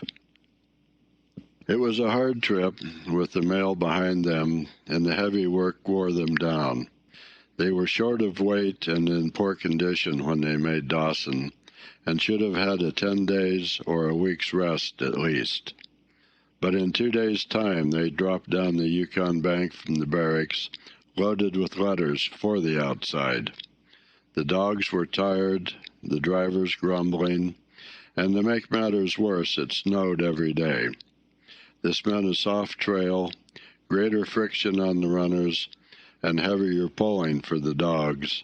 Yet the drivers were fair through it all, and did their best for the animals. Each night the dogs were attended to first. They ate before the drivers ate, and no man sought his sleeping robe till he had seen to the feet of the dogs he drove. Still, their strength went down. Since the beginning of the winter they had traveled 1,800 miles, dragging sleds the whole weary distance, and 1,800 miles will tell upon life of the toughest. Buck stood it, keeping his mates up to their work and maintaining discipline, though he, too, was very tired. Billy cried and whimpered regularly in his sleep each night. Joe was sourer than ever, and Sol-leks was unapproachable, blind side or other side. But it was Dave who suffered most of all. Something had gone wrong with him. He became more morose and irritable, and when camp was pitched at once made his nest where his driver fed him. Once out of the harness and down, he did not get on his feet again till harness-up time in the morning. Sometimes in the traces, when jerked by a sudden stoppage of the sled, or by straining to start it, he would cry out with pain. The driver examined him, but could find nothing. All the drivers became interested in his case. They talked it over at mealtime, and over their last pipes before going to bed, and one night they held a consultation. He was brought from his nest to the fire, and was pressed and prodded till he cried out many times. Something was wrong inside, but they could locate no broken bones, could not make it out. By the time Cassiar Bar was reached, he was so weak that he was falling repeatedly in the traces. The Scotch half-breed called a halt and took him out of the team, making the next dog, Sol-leks, fast to the sled. His intention was to rest Dave, letting him run free behind the sled. Sick as he was, Dave resented being taken out, grunting and growling while the traces were unfastened, and whimpering broken-heartedly when he saw Sol-leks in the position he had held and served so long. For the pride of trace and trail was his, and, sick unto death, he could not bear that another dog should do his work. When the sled started, he floundered in the soft snow alongside the beaten trail, attacking Sol-leks with his teeth, rushing against him and trying to thrust him off into the soft snow on the other side, striving to leap inside his traces and get between him and the sled, and all the while whining and yelping and crying with grief and pain. The half-breed tried to drive him away with the whip, but he paid no heed to the stinging lash, and the man had not the heart to strike harder. Dave refused to run quietly on the trail behind the sled, where the going was easy, but continued to flounder alongside in the soft snow, where the going was most difficult, till exhausted.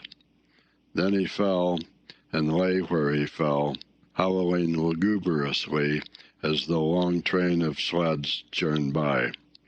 With the last remnant of his strength, he managed to stagger along behind till the train made another stop, where he floundered past the sleds to his own, where he stood alongside Sol-leks. His driver lingered a moment to get a light for his pipe from the man behind. Then he returned and started his dogs. They swung out on the trail with remarkable lack of exertion, turned their heads uneasily, and stopped in surprise. The driver was surprised too. The sled had not moved. He called his comrades to witness the sight. Dave had bitten through both of Sol-leks' traces and was standing directly in front of the sled in his proper place. He pleaded with his eyes to remain there. The driver was perplexed. His comrades talked of how a dog could break its heart through being denied the work that killed it, and recalled instances they had known, where dogs, too old for the toil, or injured, had died because they were cut out of the traces. Also, they held it a mercy, since Dave was to die anyway, that he should die in the traces, heart easy and content. So he was harnessed in again, and proudly he pulled as of old, though more than once he cried out involuntarily from the bite of his inward hurt. Several times he fell down and was dragged in the traces, and once the sled ran upon him so that he limped thereafter in one of his hind legs. But he held out till camp was reached, when his driver made a place for him by the fire. Morning found him too weak to travel. At harness-up time he tried to crawl to his driver. By convulsive efforts he got on his feet, staggered, and fell. Then he wormed his way forward slowly toward where the harnesses were being put on his mates. He would advance his forelegs and drag up his body with a sort of hitching movement, when he would advance his forelegs and hitch again for a few more inches.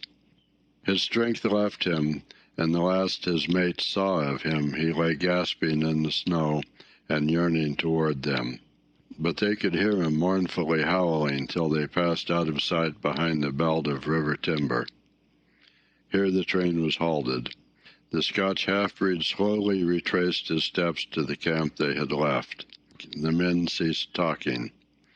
A revolver shot rang out. The man came back hurriedly. The whip snapped, the bells tinkled merrily, the sleds churned along the trail. But Buck knew, and every dog knew, what had taken place behind the belt of river trees. End of Chapter 4. 30 days from the time it left Dawson, the saltwater mail, with Buck and his mates at the fore, arrived at Skagway. They were in a wretched state, worn out and worn down. Buck's 140 pounds had dwindled to 115. The rest of his mates, though lighter dogs, had relatively lost more weight than he. Pike, the malingerer, who, in his lifetime of deceit, had often successfully feigned a hurt leg, was now limping in earnest. Sol-leks was limping, and Dub was suffering from a wrenched shoulder blade. They were all terribly footsore. No spring or rebound was left in them. Their feet fell heavily on the trail, jarring their bodies and doubling the fatigue of a day's travel. There was nothing the matter with them except they were dead tired. It was not the dead tiredness that comes through brief and excessive effort, from which recovery is a matter of hours, but it was the dead tiredness that comes through the slow and prolonged strength drainage of months of toil. There was no power of recuperation left, no reserve strength to call upon. It had been all used, the last least bit of it. Every muscle, every fiber, every cell was tired, dead tired. And there was reason for it. In less than 5 months they had traveled 2,500 miles, during the last 1,800 of which they had had but 5 days' rest. When they arrived at Skagway, they were apparently on their last legs. They could barely keep the traces taut, and on the downgrades just managed to keep out of the way of the sled. "Mush on, poor sore feet," the driver encouraged them as they tottered down the main street of Skagway. "Dis is de last. Den we get one long rest. Yeah, for sure. One bully long rest." The drivers confidently expected a long stopover. Themselves, they had covered 1,200 miles with 2 days' rest, and in the nature of reason and common justice, they deserved an interval of loafing. But so many were the men who had rushed into the Klondike, and so many were the sweethearts, wives, and kins that had not rushed in, that the congested mail was taking on Alpine proportions. Also, there were official orders. Fresh batches of Hudson Bay dogs were to take the place of those worthless for the trail. The worthless ones were to be got rid of, and, since dogs count for little against dollars, they were to be sold. 3 days passed, by which time Buck and his mates found out how really tired and weak they were. Then, on the morning of the 4th day, 2 men from the States came along and bought them, harness and all, for a song. The men addressed each other as Hal and Charles. Charles was a middle-aged, lightish-colored man with weak and watery eyes and a mustache that twisted fiercely and vigorously up, giving the lie to the limply drooping lip it concealed. Hal was a youngster of 19 or 20, with a big Colt's revolver and a hunting knife strapped about him on a belt that fairly bristled with cartridges. This belt was the most salient thing about him. It advertised his callousness, a callousness sheer and unutterable. Both men were manifestly out of place, and why such as they should adventure the north is part of the mystery of things that passes understanding. Buck heard the chaffering, saw the money pass between the man and the government agent, and knew that the Scotch half-breed and the mail-train drivers were passing out of his life on the heels of Perrault and Francois and the others who had gone before. When driven with his mates to the new owner's camp, Buck saw a slipshod and slovenly affair, tent half-stretched, dishes unwashed, everything in disorder. Also, he saw a woman. Mercedes, the men called her. She was Charles' wife and Hal's sister. A nice family party. Buck watched them apprehensively as they proceeded to take down the tent and load the sled. There was a great deal of effort about their manner, but no businesslike method. The tent was rolled into an awkward bundle 3 times as large as it should have been. The tin dishes were packed away unwashed. Mercedes continually fluttered in the way of her men and kept up an unbroken chattering of remonstrance and advice. When they put a clothes sack on the front of the sled, she suggested it should go on the back, and when they had put it on the back and covered it over with a couple of other bundles, She discovered overlooked articles which could abide nowhere else but in that very sack, and they unloaded again. 3 men from a neighboring tent came out and looked on, grinning and winking at one another. "You've got a right smart load as it is," said one of them, "and it's not me should tell you your business, but I wouldn't tote that tent along if I was you." "Undreamed of!" cried Mercedes, throwing up her hands in dainty dismay. "However in the world could I manage without a tent?" "It's springtime, and you won't get any more cold weather," the man replied. She shook her head decidedly, and Charles and Hal put the last odds and ends on top the mountainous load. "Think it'll ride?" one of the men asked. "Why shouldn't it?" Charles demanded rather shortly. "Oh, that's all right, the man hastened meekly to say. "I was just a-wondering, that is all. It seemed a mite top-heavy." Charles turned his back and drew the lashings down as well as he could, which was not in the least well. "And of course the dogs can hike along all day with that contraption behind them," affirmed a second of the men. "Certainly," said Hal, with freezing politeness, taking hold of the gee-pole with one hand and swinging his whip from the other. "Mush!" he shouted. "Mush on there!" The dogs sprang against the breastbands, strained hard for a few moments, then relaxed. They were unable to move the sled. "The lazy brutes, I'll show them!" he cried, preparing to lash out at them with the whip. But Mercedes interfered, crying, "Oh, Hal, you mustn't," as she caught hold of the whip and wrenched it from him. "The poor dears! Now you must promise you won't be harsh with them for the rest of the trip, or I won't go a step." "Precious lot you know about dogs," her brother sneered, "and I wish you'd leave me alone. They're lazy, I tell you, and you've got to whip them to get anything out of them. That's their way. You ask anyone. Ask one of those men." Mercedes looked at them imploringly, untold repugnance at sight of pain written in her pretty face. "They're weak as water, if you want to know," came the reply from one of the men. "Plumb tuckered out, that's what's the matter. They need a rest." "Rest be blanked," said Hal, with his beardless lips, and Mercedes said, "Oh," in pain and sorrow at the oath. But she was a clannish creature, and rushed at once to the defense of her brother. "Never mind that man," she said pointedly. "You're driving our dogs, and you do what you think best with them." Again Hal's whip fell upon the dogs. They threw themselves against the breastbands, dug their feet into the packed snow, got down low to it, and put forth all their strength. The sled held as though it were an anchor. After 2 efforts, they stood still, panting.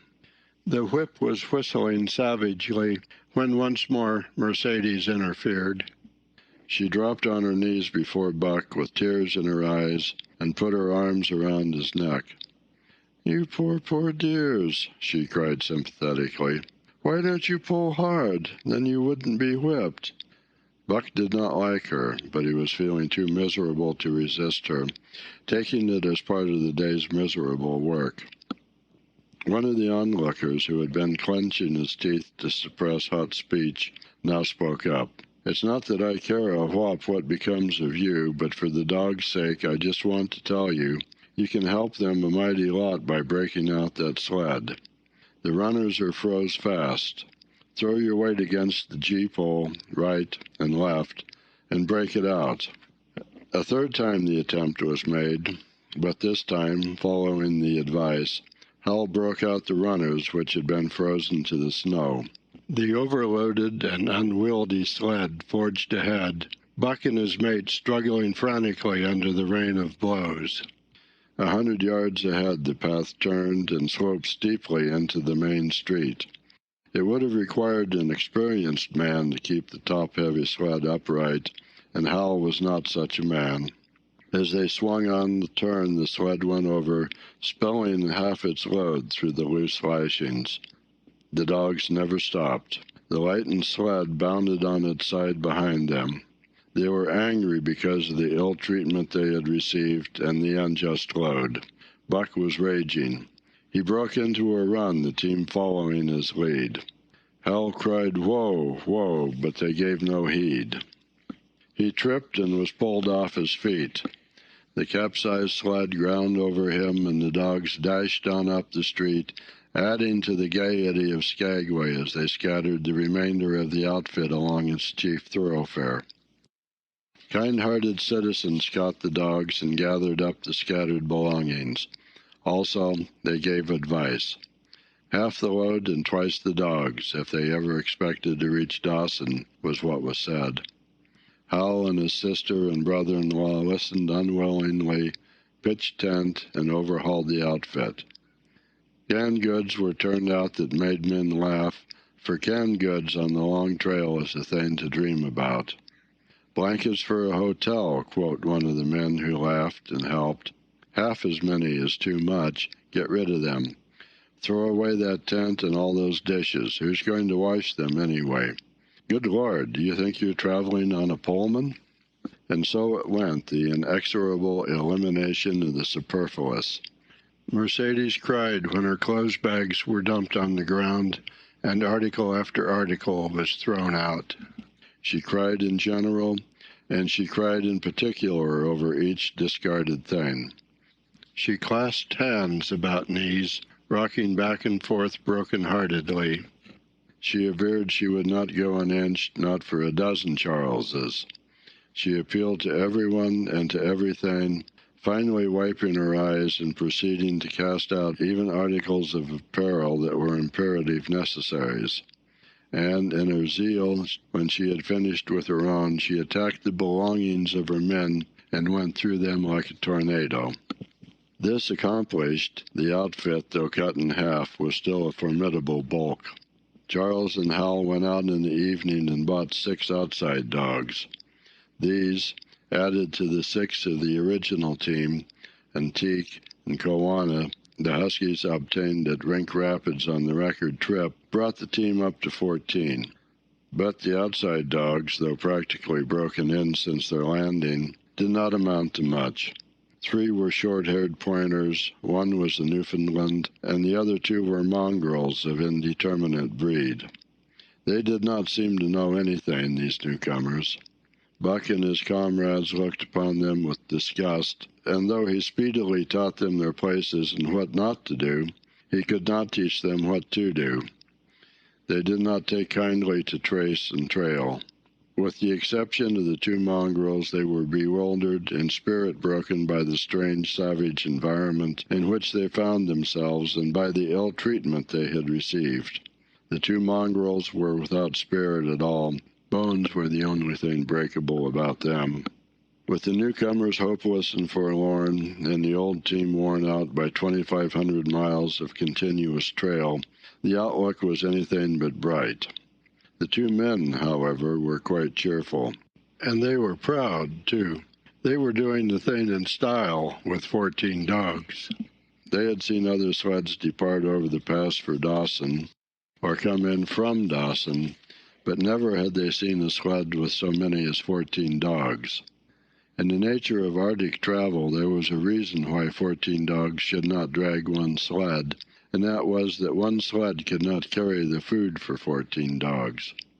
But Charles and Hal did not know this. They had worked the trip out with a pencil, so much to a dog, so many dogs, so many days, QED. Mercedes looked over their shoulders and nodded comprehensively. It was also very simple. Late next morning, Buck led the long team up the street.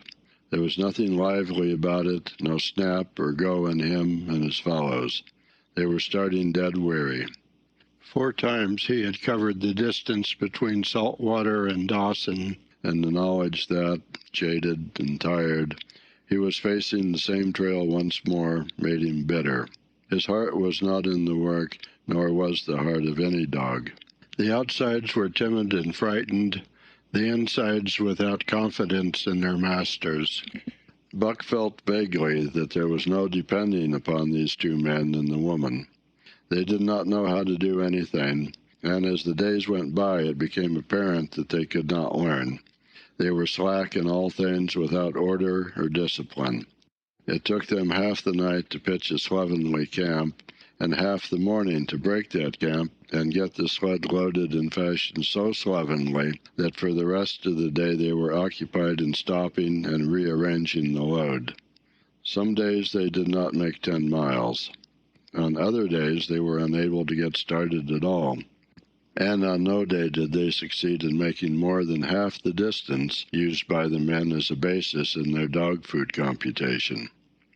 It was inevitable that they should go short on dog food, but they hastened it by overfeeding, bringing the day nearer when underfeeding would commence. The outside dogs, whose digestions had not been trained by chronic famine to make the most of little, had voracious appetites. And when, in addition to this, the worn-out huskies pulled weakly, Hal decided that the orthodox ration was too small. He doubled it. And to cap it all, when Mercedes, with tears in her pretty eyes and a quaver in her throat, could not cajole him into giving the dogs still more, she stole from the fish sacks and fed them slyly. But it was not food that Buck and the huskies needed, but rest. And though they were making poor time, the heavy load they dragged sapped their strength severely. Then came the underfeeding. Hal awoke one day to the fact that his dog food was half gone and the distance only quarter covered. Further, that for love or money no additional dog food was to be obtained. So he cut down even the orthodox ration and tried to increase the day's travel. His sister and brother-in-law seconded him, but they were frustrated by their heavy outfit and their own incompetence. It was a simple matter to give the dogs less food, but it was impossible to make the dogs travel faster, while their own inability to get underway earlier in the morning prevented them from traveling longer hours. Not only did they not know how to work dogs, but they did not know how to work themselves. The first to go was Dub. Poor blundering thief that he was, always getting caught and punished, he had nonetheless been a faithful worker. His wrenched shoulder blade, untreated and unrested, went from bad to worse, till finally Hal shot him with a big Colt's revolver. It is a saying of the country that an outside dog starves to death on the ration of the husky, so the 6 outside dogs under Buck could do no less than die on half the ration of the husky. The Newfoundland went first, followed by the 3 short-haired pointers, the 2 mongrels hanging more grittily onto life, but going in the end. By this time all the amenities and gentleness of the Southland had fallen away from the 3 people. Shorn of its glamour and romance, Arctic travel became to them a reality too harsh for their manhood and womanhood. Mercedes ceased weeping over the dogs, being too occupied with weeping over herself and with quarreling with her husband and brother. To quarrel was the one thing they were never too weary to do. Their irritability arose out of their misery, increased with it, doubled upon it, outdistanced it. The wonderful patience of the trail which comes to men who toil hard and suffer sore, and remain sweet of speech and kindly, did not come to these 2 men and the woman. They had no inkling of such a patience. They were stiff and in pain, their muscles ached, their bones ached, their very hearts ached, and because of this they became sharp of speech, and hard words were first on their lips in the morning and last at night. Charles and Hal wrangled whenever Mercedes gave them a chance. It was the cherished belief of each that he did more than his share of the work, and neither forbore to speak this belief at every opportunity. Sometimes Mercedes sided with her husband, sometimes with her brother. The result was a beautiful and unending family quarrel. Starting from a dispute as to which should chop a few sticks of wood for the fire, a dispute which concerned only Charles and Hal, presently would be lugged in the rest of the family, fathers, mothers, uncles, cousins, people thousands of miles away and some of them dead. That Hal's views on art, or the sort of society plays his mother's brother wrote, should have anything to do with the chopping of a few sticks of firewood, passes comprehension. Nevertheless, the quarrel was as likely to tend in that direction as in the direction of Charles's political prejudices. And that Charles' sister's tale-bearing tongue should be relevant to the building of a Yukon fire was apparent only to Mercedes, who disburdened herself of copious opinions upon that topic, and incidentally upon a few other traits unpleasantly peculiar to her husband's family. In the meantime, the fire remained unbuilt, the camp half-pitched, and the dogs unfed. Mercedes nursed a special grievance, the grievance of sex. She was pretty and soft, and had been chivalrously treated all her days. But the present treatment by her husband and brother was everything save chivalrous. It was her custom to be helpless, they complained. Upon which impeachment of what to her was her most essential sex prerogative, she made their lives unendurable. She no longer considered the dogs, and because she was sore and tired, she persisted in riding on the sled. She was pretty and soft, but she weighed 120 pounds, a lusty last straw to the load dragged by the weak and starving animals. She rode for days till they fell in the traces, and the sled stood still. Charles and Hal begged her to get off and walked, pleaded with her, entreated, the while she wept and importuned heaven with a recital of their brutality. On one occasion they took her off the sled by main strength. They never did it again. She let her legs go limp like a spoiled child and sat down on the trail. They went on their way, but she did not move. After they had traveled 3 miles, they unloaded the sled, came back for her, and by main strength put her on the sled again. In the excess of their own misery, they were callous to the suffering of their animals. Hal's theory, which he practiced on others, was that one must get hardened.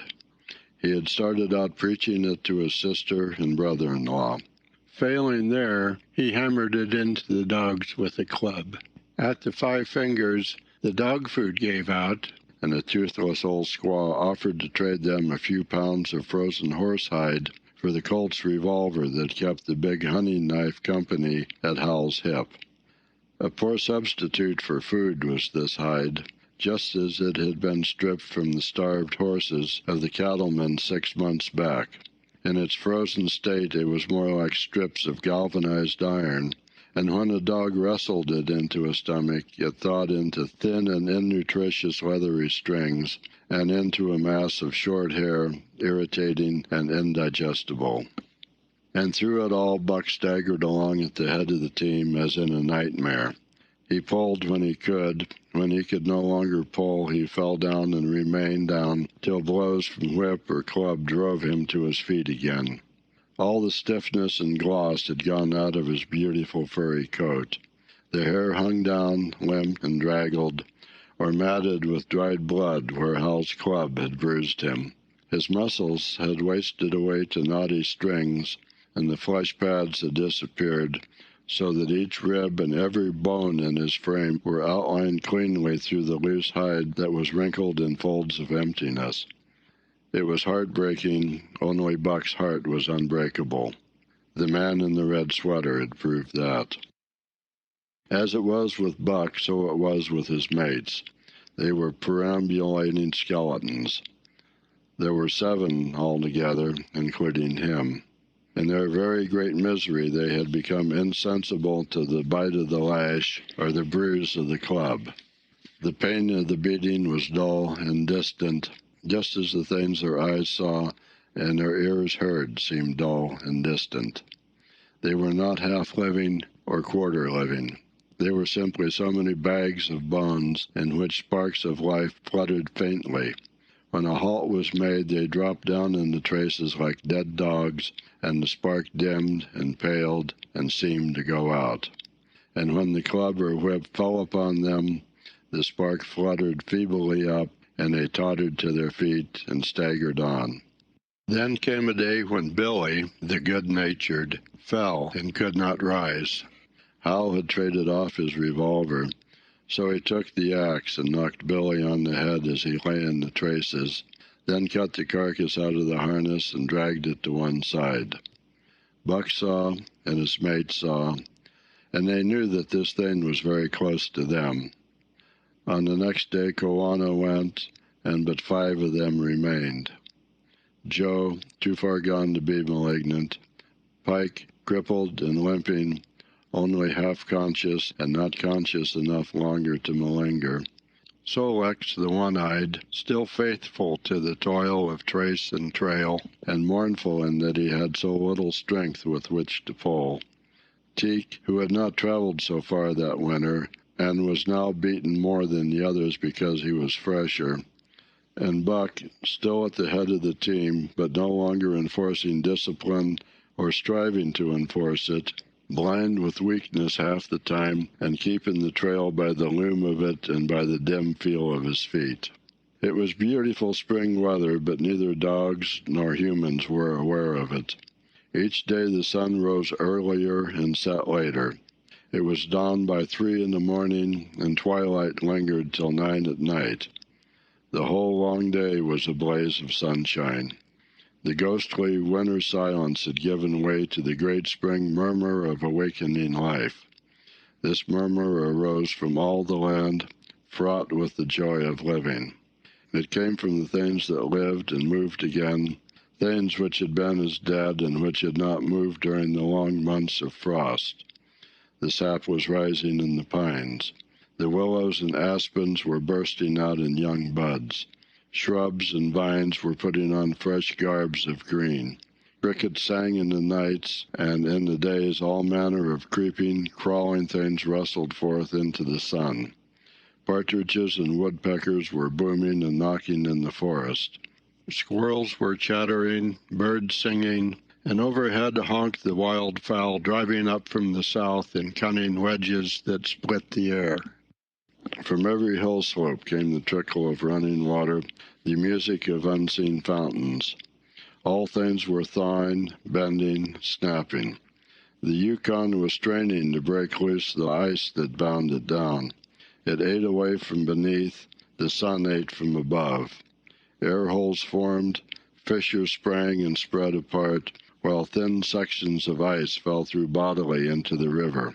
And amid all this bursting, rending, throbbing of awakening life, under the blazing sun and through the soft-sighing breezes, like wayfarers to death, staggered the 2 men, the woman, and the huskies. With the dogs falling, Mercedes weeping and riding, Hal swearing innocuously, and Charles' eyes wistfully watering, they staggered into John Thornton's camp at the mouth of White River. When they halted, the dogs dropped down as though they had all been struck dead. Mercedes dried her eyes and looked at John Thornton. Charles sat down on a log to rest. He sat down very slowly and painstakingly, what of his great stiffness. Hal did the talking. John Thornton was whittling the last touches on an axe handle he had made from a stick of birch. He whittled and listened, gave monosyllabic replies, and when it was asked, terse advice. He knew the breed, and he gave his advice in the certainty that it would not be followed. They told us up above that the bottom was dropping out of the trail, and that the best thing for us to do was to lay over, Hal said in response to Thornton's warning to take no more chances on the rotten ice. They told us we couldn't make White River, and here we are. This last with a sneering ring of triumph in it. And they told you true, John Thornton answered. The bottom's likely to drop out at any moment. Only fools, with the blind luck of fools, could have made it. I tell you straight, I wouldn't risk my carcass on that ice for all the gold in Alaska. That's because you're not a fool, I suppose, said Hal. All the same, we'll go on to Dawson. He uncoiled his whip. Get up there, Buck. Hi. Get up there. Mush on. Thornton went on whittling. It was idle, he knew, to get between a fool and his folly, while 2 or 3 fools more or less would not alter the scheme of things. But the team did not get up at the command. It had long since passed into the stage where blows were required to rouse it. The whip flashed out here and there on its merciless errands. John Thornton compressed his lips. Sol-leks was the first to crawl to his feet. Teek followed. Joe came next, yelping with pain. Pike made painful efforts. Twice he fell over when half up, and on the third attempt managed to rise. Buck made no effort. He lay quietly where he had fallen. The lash bit into him again and again, but he neither whined nor struggled. Several times Thornton started, as though to speak, but changed his mind. A moisture came into his eyes, and as the whipping continued, he arose and walked irresolutely up and down. This was the first time Buck had failed, in itself a sufficient reason to drive Hal into a rage. He exchanged the whip for the customary club. Buck refused to move under the rain of heavier blows which now fell upon him. Like his mates, he was barely able to get up, but unlike them, he had made up his mind not to get up. He had a vague feeling of impending doom. This had been strong upon him when he pulled into the bank, and it had not departed from him. What of the thin and rotten ice he had felt under his feet all day, it seemed that he sensed disaster close at hand, out there ahead on the ice where his master was trying to drive him. He refused to stir. So greatly had he suffered, and so far gone was he, that the blows did not hurt much. And as they continued to fall upon him, the spark of life within flickered and went down. It was nearly out. He felt strangely numb. As though from a great distance, he was aware that he was being beaten. The last sensations of pain left him. He no longer felt anything, though very faintly he could hear the impact of the club upon his body. But it was no longer his body, it seemed so far away. And then, suddenly, without warning, uttering a cry that was inarticulate and more like the cry of an animal, John Thornton sprang upon the man who wielded the club. Hal was hurled backward as though struck by a falling tree.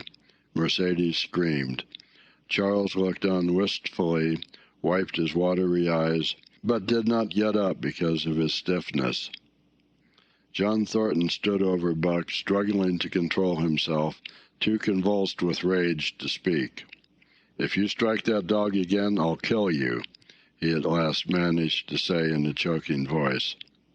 "It's my dog," Hal replied, wiping the blood from his mouth as he came back. "Get out of my way or I'll fix you.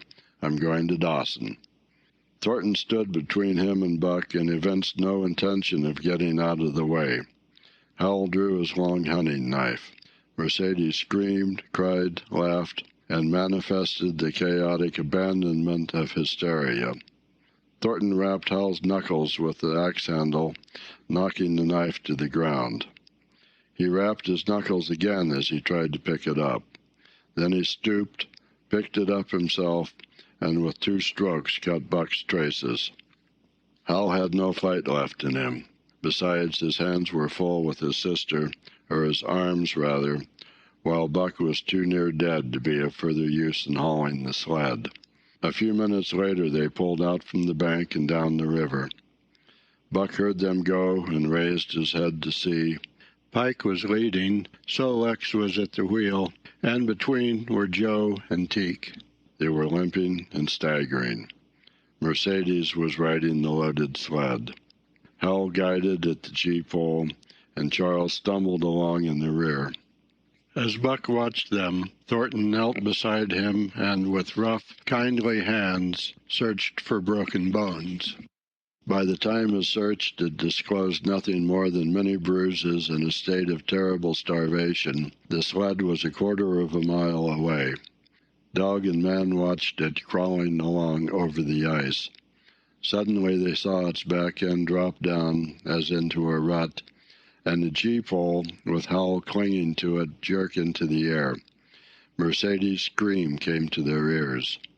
They saw Charles turn and make one step to run back, and then a whole section of ice give way, and dogs and humans disappear. A yawning hole was all that was to be seen. The bottom had dropped out of the trail. John Thornton and Buck looked at each other. "You poor devil," said John Thornton, and Buck licked his hand. End of Chapter 5. Chapter 6. For the Love of a Man. When John Thornton froze his feet in the previous December, his partners had made him comfortable and left him to get well, going on themselves up the river to get out a raft of saw logs for Dawson. He was still limping slightly at the time he rescued Buck, but with the continued warm weather, even the slight limp left him. And here, lying by the river bank through the long spring days, watching the running water, listening lazily to the songs of birds and the hum of nature, Buck slowly won back his strength. A rest comes very good after one has traveled 3,000 miles, and it must be confessed that Buck waxed lazy as his wounds healed, his muscles swelled out, and the flesh came back to cover his bones. For that matter, they were all loafing, Buck, John Thornton, and Skeet and Nig, waiting for the raft to come that was to carry them down to Dawson. Skeet was a little Irish setter who early made friends with Buck, who, in a dying condition, was unable to resent her first advances. She had the doctor trait which some dogs possess, and as a mother cat washes her kittens, so she washed and cleansed Buck's wounds. Regularly, each morning after he had finished his breakfast, she performed her self-appointed task, till he came to look for her ministrations as much as he did for Thornton's. Nig, equally friendly, though less demonstrative, was a huge black dog, half bloodhound and half deerhound, with eyes that laughed and a boundless good nature. To Buck's surprise, these dogs manifested no jealousy toward him. They seemed to share the kindliness and largeness of John Thornton. As Buck grew stronger, they enticed him into all sorts of ridiculous games, in which Thornton himself could not forbear to join, and in this fashion Buck romped through his convalescence and into a new existence. Love, genuine passionate love, was his for the first time. This he had never experienced at Judge Miller's down in the sun-kissed Santa Clara Valley. With the Judge's sons, hunting and tramping, it had been a working partnership. With the Judge's grandsons, a sort of pompous guardianship, and with the Judge himself, a stately and dignified friendship. But love that was feverish and burning, that was adoration, that was madness, it had taken John Thornton to arouse. This man had saved his life, which was something, but further, he was the ideal master. Other men saw to the welfare of their dogs from a sense of duty and business expediency. He saw to the welfare of his as if they were his own children, because he could not help it. And he saw further. He never forgot a kindly greeting or a cheering word, and to sit down for a long talk with them, gas he called it, was as much his delight as theirs. He had a way of taking Buck's head roughly between his hands and resting his own head upon Buck's, of shaking him back and forth, the while calling him ill names that to Buck were love names. Buck knew no greater joy than that rough embrace and the sound of murmured oaths, and at each jerk back and forth it seemed that his heart would be shaken out of his body, so great was its ecstasy. And when, released, he sprang to his feet, his mouth laughing, his eyes eloquent, his throat vibrant with unuttered sound, and in that fashion remained without movement, John Thornton would reverently exclaim, "God, you can all but speak." Buck had a trick of love expression that was akin to hurt. He would often seize Thornton's hand in his mouth and close so fiercely that the flesh bore the impress of his teeth for some time afterward. And as Buck understood the oaths to be love words, so the man understood this feigned bite for a caress. For the most part, however, Buck's love was expressed in adoration. While he went wild with happiness when Thornton touched him or spoke to him, he did not seek these tokens. Unlike Skeet, who was wont to shove her nose under Thornton's hand and nudge till petted, or Nig, who would stalk up and rest his great head on Thornton's knee, Buck was content to adore at a distance. He would lie by the hour, eager, alert, at Thornton's feet, looking up into his face, dwelling upon it, studying it, following with keenest interest each fleeting expression, every movement or change of feature. Or, as chance might have it, he would lie farther away to the side or rear, watching the outlines of the man and the occasional movements of his body. And often, such was the communion in which they lived, the strength of Buck's gaze would draw John Thornton's head around, and he would return the gaze without speech, his heart shining out of his eyes as Buck's heart shone out. For a long time after his rescue, Buck did not like Thornton to get out of his sight. From the moment he left the tent to when he entered it again, Buck would follow at his heels. His transient master, since he had come into the Northland, had bred in him a fear that no master could be permanent. He was afraid that Thornton would pass out of his life as Perrault and Francois and the Scotch half-breed had passed out. Even in the night, in his dreams, he was haunted by this fear. At such times he would shake off sleep and creep through the chill to the flap of the tent, where he would stand and listen to the sound of his master's breathing. But in spite of this great love he bore John Thornton, which seemed to bespeak the soft, civilizing influence, the strain of the primitive, which the Northland had aroused in him, remained alive and active. Faithfulness and devotion, things born of fire and roof, were his, yet he retained his wildness and wiliness. He was a thane of the wild, come in from the wild to sit by John Thornton's fire, rather than a dog of the soft Southland stamped with the marks of generations of civilization. Because of his very great love, he could not steal from this man, but from any other man in any other camp. He did not hesitate an instant, while the cunning with which he stole enabled him to escape detection. His face and body were scored by the teeth of many dogs, and he fought as fiercely as ever and more shrewdly. Skeet and Nig were too good-natured for quarreling. Besides, they belonged to John Thornton.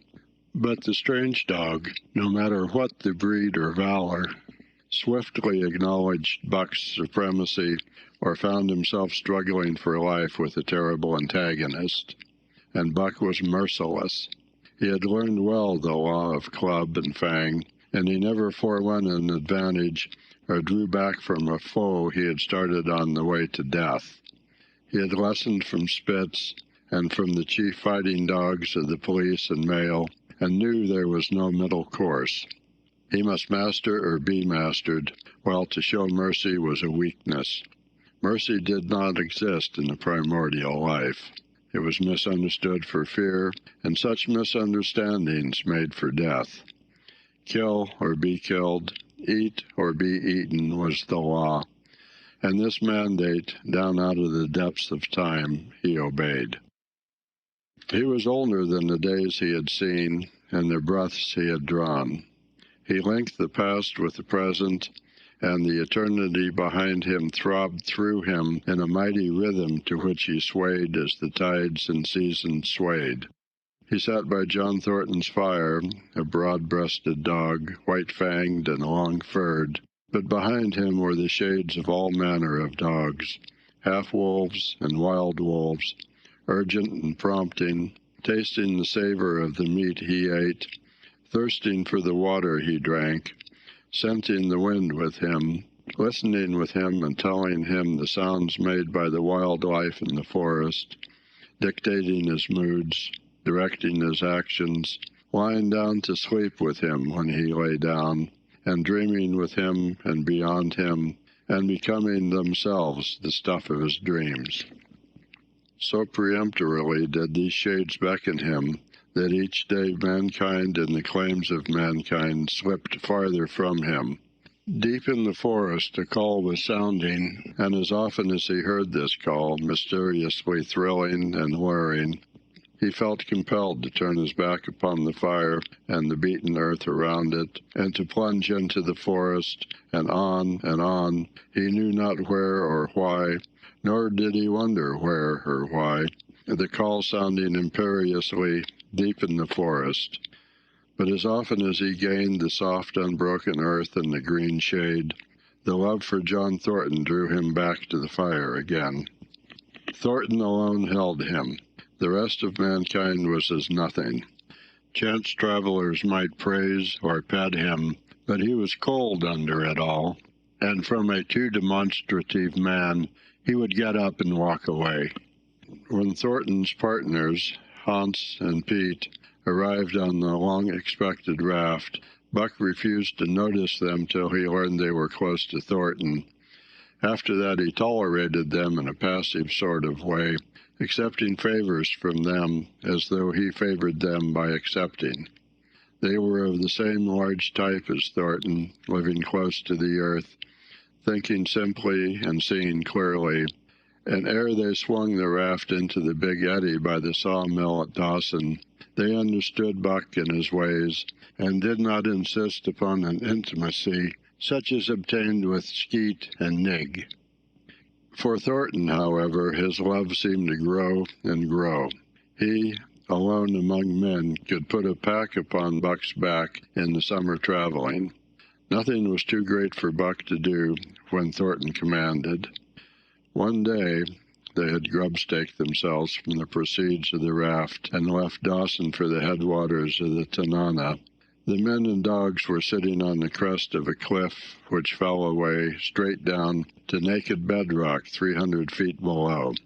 John Thornton was sitting near the edge, Buck at his shoulder.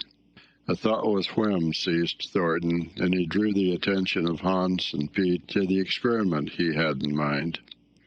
"Jump, Buck," he commanded, sweeping his arm out and over the chasm. The next instant he was grappling with Buck on the extreme edge, while Hans and Pete were dragging them back into safety. "It's uncanny," Pete said, after it was over and they had caught their speech.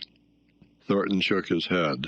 "No, it is splendid, and it is terrible, too. Do you know, it sometimes makes me afraid." "I'm not hankering to be the man that lays hands on you while he's around," Pete announced conclusively, nodding his head toward Buck.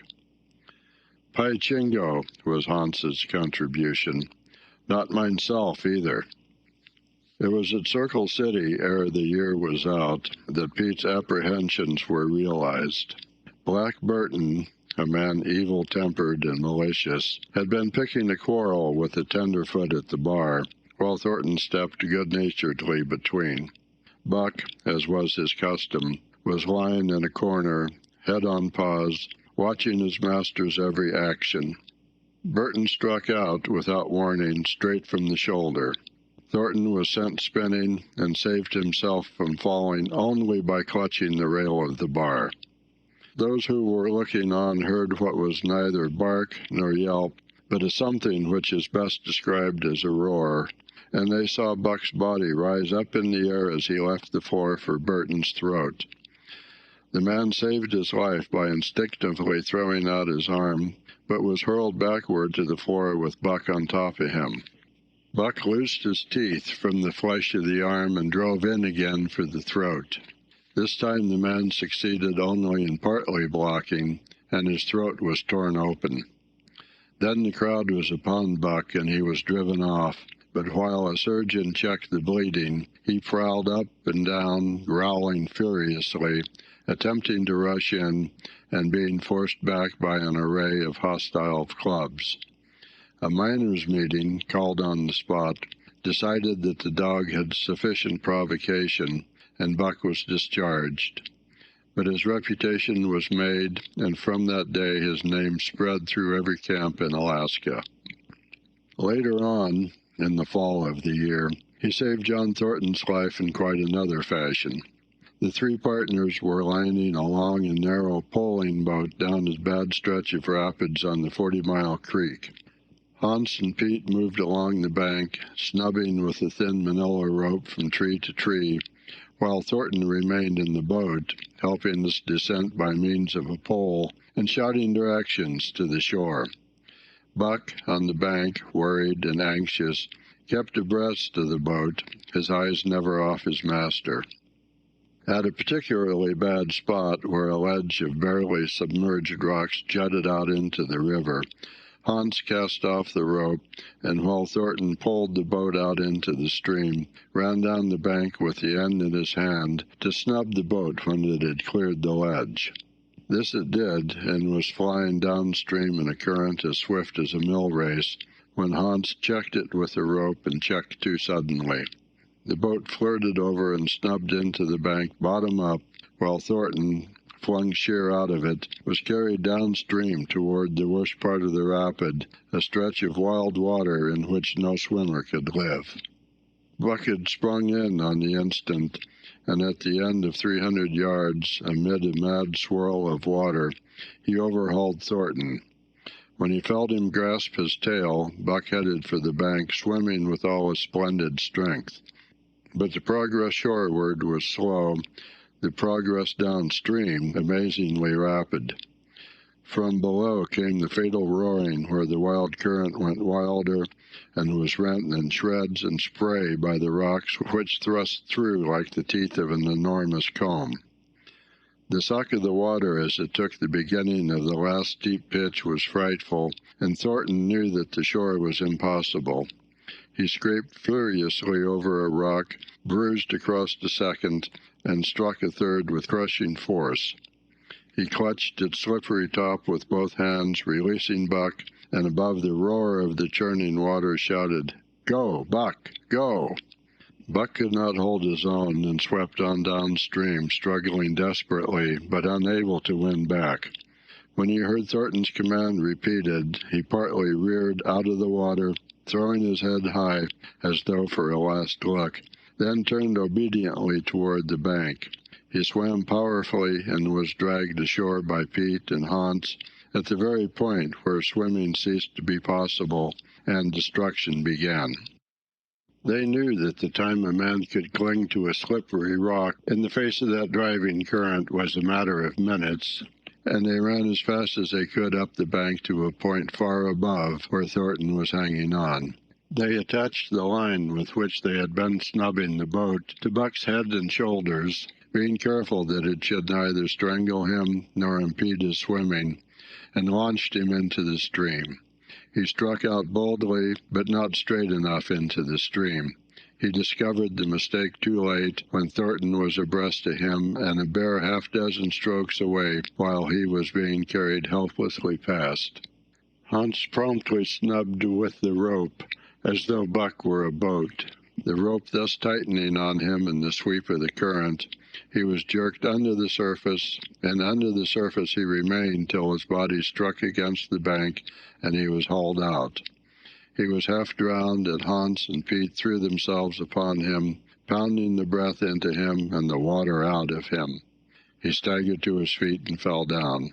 The faint sound of Thornton's voice came to them, and though they could not make out the words of it, they knew that he was in his extremity. His master's voice acted on Buck like an electric shock. He sprang to his feet and ran up the bank ahead of the men to the point of his previous departure. Again the rope was attached and he was launched, and again he struck out, but this time straight into the stream. He had miscalculated once, but he would not be guilty of it a second time. Hans paid out the rope, permitting no slack, while Pete kept it clear of coils. Buck held on till he was on a line straight above Thornton, then he turned, and with the speed of an express train headed down upon him. Thornton saw him coming, and, as Buck struck him like a battering ram, with the whole force of the current behind him, he reached up and closed with both arms around the shaggy neck. Hans snubbed the rope around the tree, and Buck and Thornton were jerked under the water. Strangling, suffocating, sometimes one uppermost and sometimes the other, Dragging over the jagged bottom, smashing against rocks and snags, they veered into the bank. Thornton came to, belly downward, and being violently propelled back and forth across the drift log by Hans and Pete. His first glance was for Buck, over whose limp and apparently lifeless body Nig was setting up a howl, while Skeet was licking the wet face and closed eyes. Thornton was himself bruised and battered, and he went carefully over Buck's body when he had been brought around, finding 3 broken ribs. "That settles it," he announced. "We camp right here." And camp they did till Buck's ribs knitted and he was able to travel. That winter, at Dawson, Buck performed another exploit, not so heroic, perhaps, but one that put his name many notches higher on the totem pole of Alaskan fame. This exploit was particularly gratifying to the 3 men, for they stood in need of the outfit which it furnished, and were enabled to make a long-desired trip into the Virgin East, where miners had not yet appeared. It was brought about by a conversation in the El Dorado saloon, in which men waxed boastful of their favorite dogs. Buck, because of his record, was the target for these men, and Thornton was driven stoutly to defend him. At the end of half an hour, one man stated that his dog could start a sled with 500 pounds and walk off with it, a second bragged 600 for his dog, and a third 700. "Pooh, pooh," said John Thornton. "Buck can start 1,000 pounds." "And break it out, and walk off with it for 100 yards?" demanded Matheson of Bonanza King, he of the 700 vaunt. "And break it out and walk off with it for 100 yards, John Thornton said coolly. "Well," Matheson said, slowly and deliberately, so that all could hear, "I've got $1,000 that says he can't, and there it is." So saying, he slammed a sack of gold dust of the size of a bologna sausage down upon the bar. Nobody spoke. Thornton's bluff, if bluff it was, had been called. He could feel a flush of warm blood creeping up his face. His tongue had tricked him. He did not know whether Buck could start 1,000 pounds. 1/2 a ton. The enormousness of it appalled him. He had great faith in Buck's strength, and had often thought him capable of starting such a load, but never, as now, had he faced the possibility of it, the eyes of a dozen men fixed upon him, silent and waiting. Further, he had no $1,000, nor had Hans or Pete. "I've got a sled standing outside now with 20 50-pound sacks of flour on it," Matheson went on with brutal directness, "so don't let that hinder you." Thornton did not reply. He did not know what to say. He glanced from face to face in the absent way of a man who has lost the power of thought and is seeking somewhere to find the thing that will start it going again. The face of Jim O'Brien, a Mastodon King and old-time comrade, caught his eyes. It was as acute to him, seeming to rouse him to do what he would never have dreamed of doing. "Can you lend me 1,000?" he asked, almost in a whisper. "Sure," answered O'Brien, thumping down a plethoric sack by the side of Matheson's. "Though it's little faith I'm having, John, that the beast can do the trick." The El Dorado emptied its occupants into the street to see the test. The tables were deserted, and the dealers and gamekeepers came forth to see the outcome of their wager and to lay odds. Several hundred men, furred and mittened, banked around the sled within easy distance. Matheson's sled, loaded with 1,000 pounds of flour, had been standing for a couple of hours, and in the intense cold, it was 60 below zero, the runners had frozen fast to the hard-packed snow. Men offered odds of 2 to 1 that Buck could not budge the sled. A quibble arose concerning the phrase, "break out." O'Brien contended it was Thornton's privilege to knock the runners loose, leaving Buck to break it out from a dead standstill. Matheson insisted that the phrase included breaking the runners from the frozen grip of the snow. The majority of the men who had witnessed the making of the bet decided in his favor, whereat the odds went up to 3-1 against Buck. There were no takers. Not a man believed him capable of the feat. Thornton had been hurried into the wager, heavy with doubt, and now that he looked at the sled itself, the concrete fact, with a regular team of 10 dogs curled up in the snow before it, the more impossible the task appeared. Matheson waxed jubilant. 3-1, he proclaimed. I'll lay you another 1,000 at that figure, Thornton. What do ye say?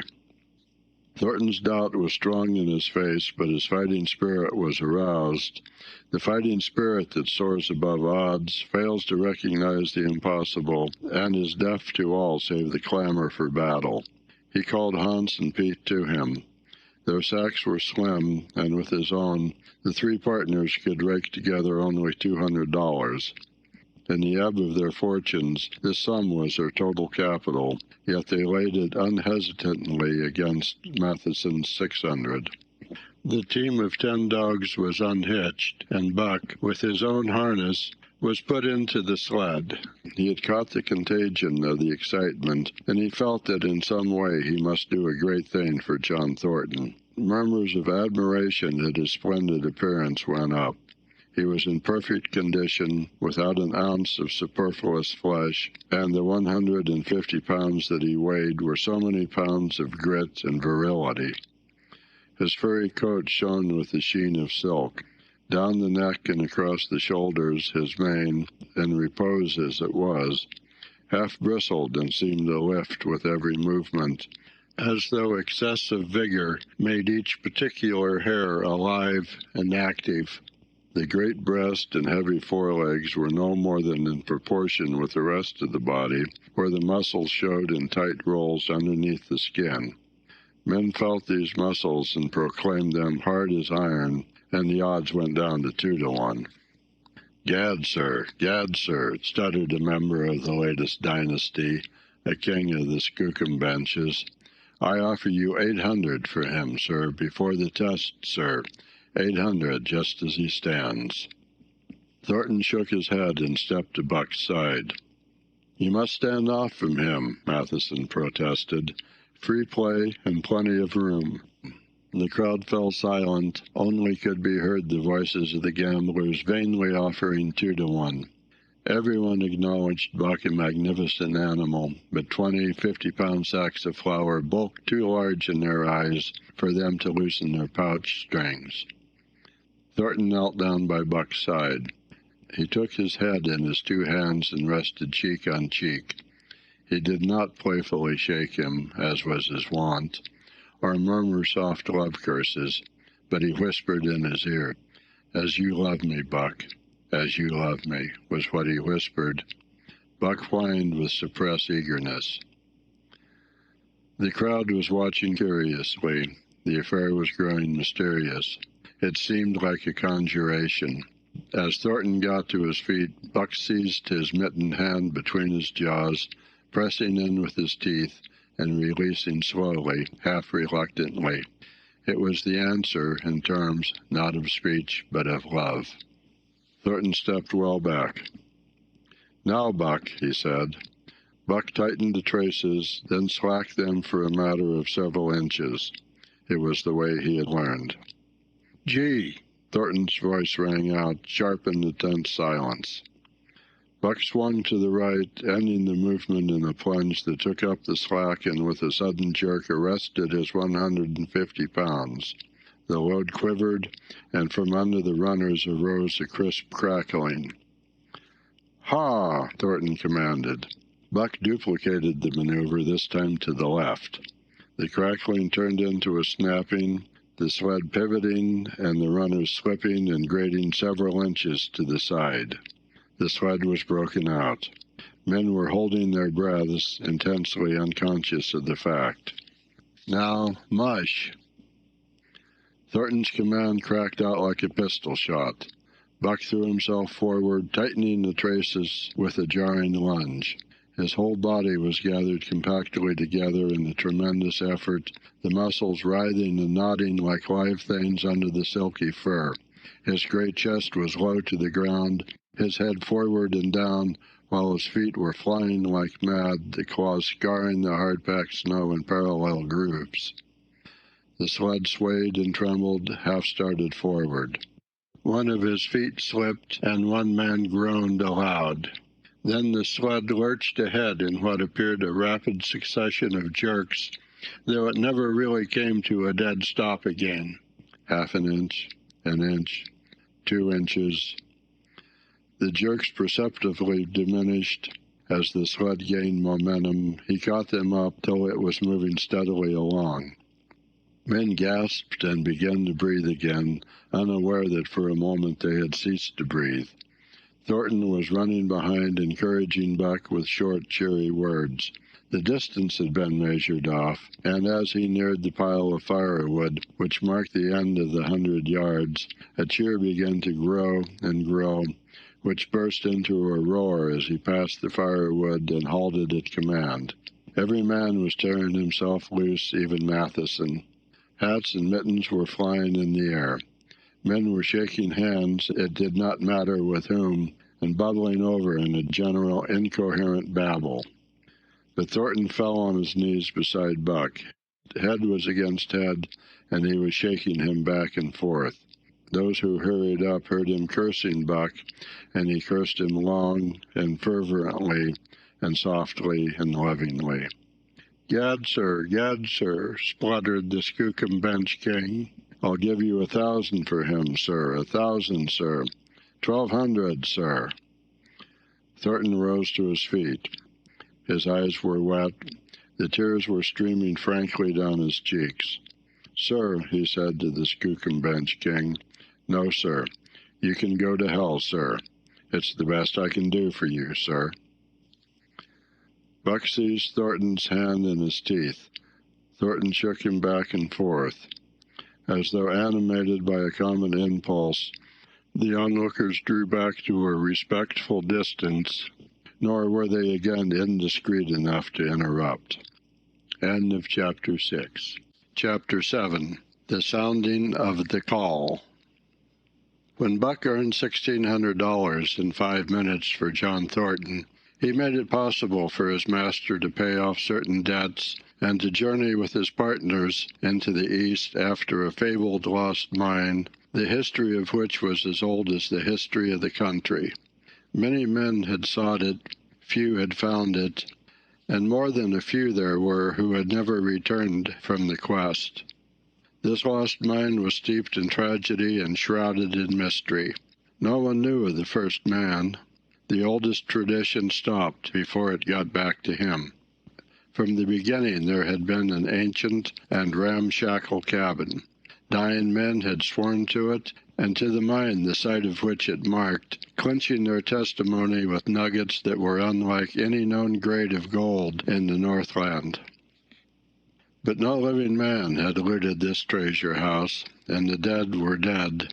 Wherefore John Thornton and Pete and Hans, with Buck and half a dozen other dogs, faced into the east on an unknown trail to achieve where men and dogs as good as themselves had failed.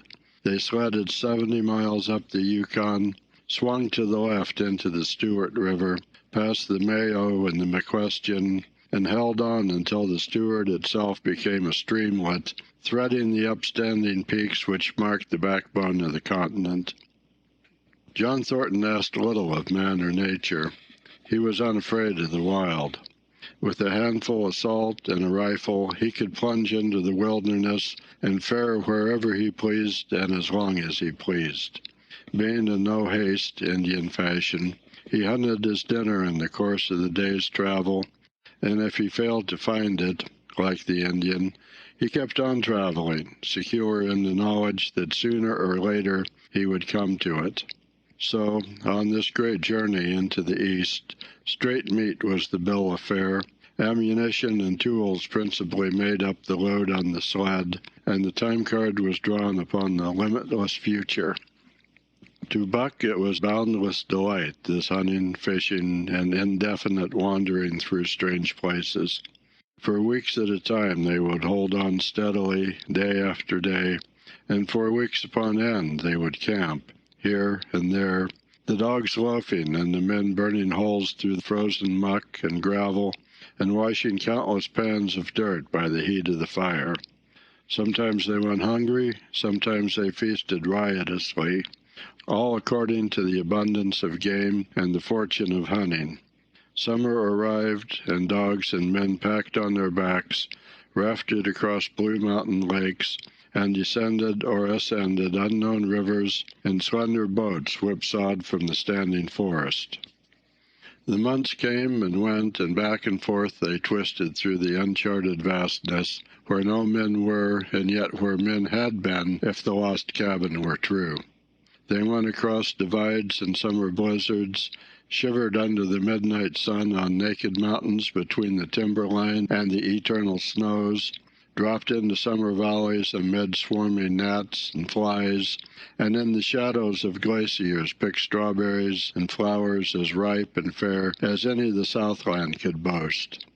In the fall of the year they penetrated a weird lake country, sad and silent, where wildfowl had been, but where then there was no life nor sign of life, only the blowing of chill winds, the forming of ice in sheltered places, and the melancholy rippling of waves on lonely beaches.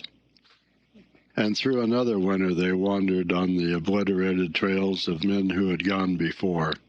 Once they came upon a path blazed through the forest, an ancient path, and the lost cabin seemed very near.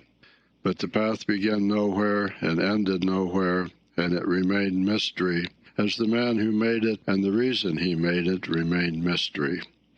Another time they chanced upon the time-graven wreckage of a hunting lodge, and amid the shreds of rotted blankets, John Thornton found a long-barreled flintlock. He knew it for a Hudson Bay Company gun of the young days in the Northwest, when such a gun was worth its height in beaver skins packed flat. And that was all. No hint as to the man who in an earlier day had reared the lodge and left the gun among the blankets. Spring came on once more, and at the end of all their wanderings they found, not the lost cabin, but a shallow placer in a broad valley where the gold showed like yellow butter across the bottom of the washing pan. They sought no farther. Each day they worked earned them thousands of dollars in clean dust and nuggets, and they worked every day. The gold was sacked in moose-hide bags, 50 pounds to the bag, and piled like so much firewood outside the Spruce Bough Lodge. Like giants they toiled, days flashing on the heels of days like dreams as they heaped the treasure up. There was nothing for the dogs to do save the hauling in of meat now and again that Thornton killed, and Buck spent long hours musing by the fire.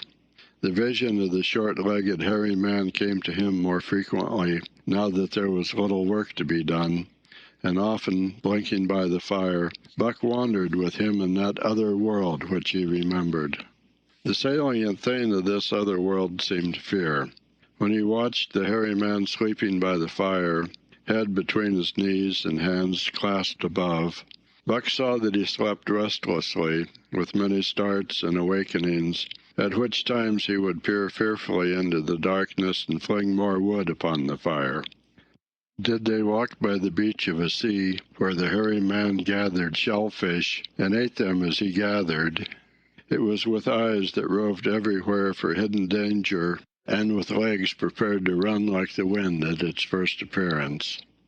Through the forest they crept noiselessly, Buck at the hairy man's heels, and they were alert and vigilant, the pair of them, ears twitching and moving and nostrils quivering, for the man heard and smelled as keenly as Buck. The hairy man could spring up into the trees and travel ahead as fast as on the ground, swinging by the arms from limb to limb, sometimes a dozen feet apart, letting go and catching, never falling, never missing his grip. In fact, he seemed as much at home among the trees as on the ground, and Buck had memories of nights of vigil spent beneath trees wherein the hairy man roosted, holding on tightly as he slept. And closely akin to the visions of the hairy man was the call still sounding in the depths of the forest. It filled him with a great unrest and strange desires. It caused him to feel a vague, sweet gladness, and he was aware of wild yearnings and stirrings for he knew not what. Sometimes he pursued the call into the forest, looking for it as though it were a tangible thing, barking softly or defiantly as the mood might dictate. He would thrust his nose into the cool wood moss or into the black soil where long grasses grew, and snort with joy at the fat earth smells, or he would crouch for hours, as if in concealment, behind fungus-covered trunks of fallen trees, wide-eyed and wide-eared to all that moved and sounded about him. It might be, lying thus, that he hoped to surprise this call he could not understand. But he did not know why he did these various things. He was impelled to do them, and did not reason about them at all. Irresistible impulses seized him. He would be lying in camp, dozing lazily in the heat of the day, when suddenly his head would lift and his ears cock up, intent and listening, and he would spring to his feet and dash away, and on for hours, through the forest aisles and across the open spaces where the niggerheads bunched. He loved to run down dry watercourses and to creep and spy upon the bird life in the woods. For a day at a time he would lie in the underbrush where he could watch the partridges drumming and strutting up and down. But especially he loved to run in the dim twilight of the summer midnights, listening to the subdued and sleepy murmurs of the forest, reading signs and sounds as man may read a book, and seeking for the mysterious something that called, waking or sleeping at all times, for him to come. One night he sprang from sleep with a start, eager-eyed, nostrils quivering and scenting, his mane bristling in recurrent waves.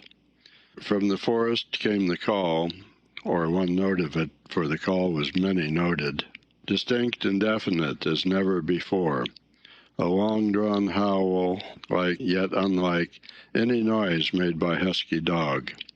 And he knew it, in the old familiar way, as the sound heard before. He sprang through the sleeping camp and in swift silence dashed through the woods. As he drew closer to the cry, he went more slowly, with caution in every movement, till he came to an open place among the trees, and looking out saw, erect on haunches, with nose pointed to the sky, a long, lean timber wolf. He had made no noise, yet it ceased from its howling and tried to sense its presence. Buck stalked into the open, half-crouching, body gathered compactly together, tail straight and stiff, feet falling with unwonted care. Every movement advertised commingled threatening and overture of friendliness. It was the menacing truce that marks the meeting of wild beasts that prey. But the wolf fled at the sight of him.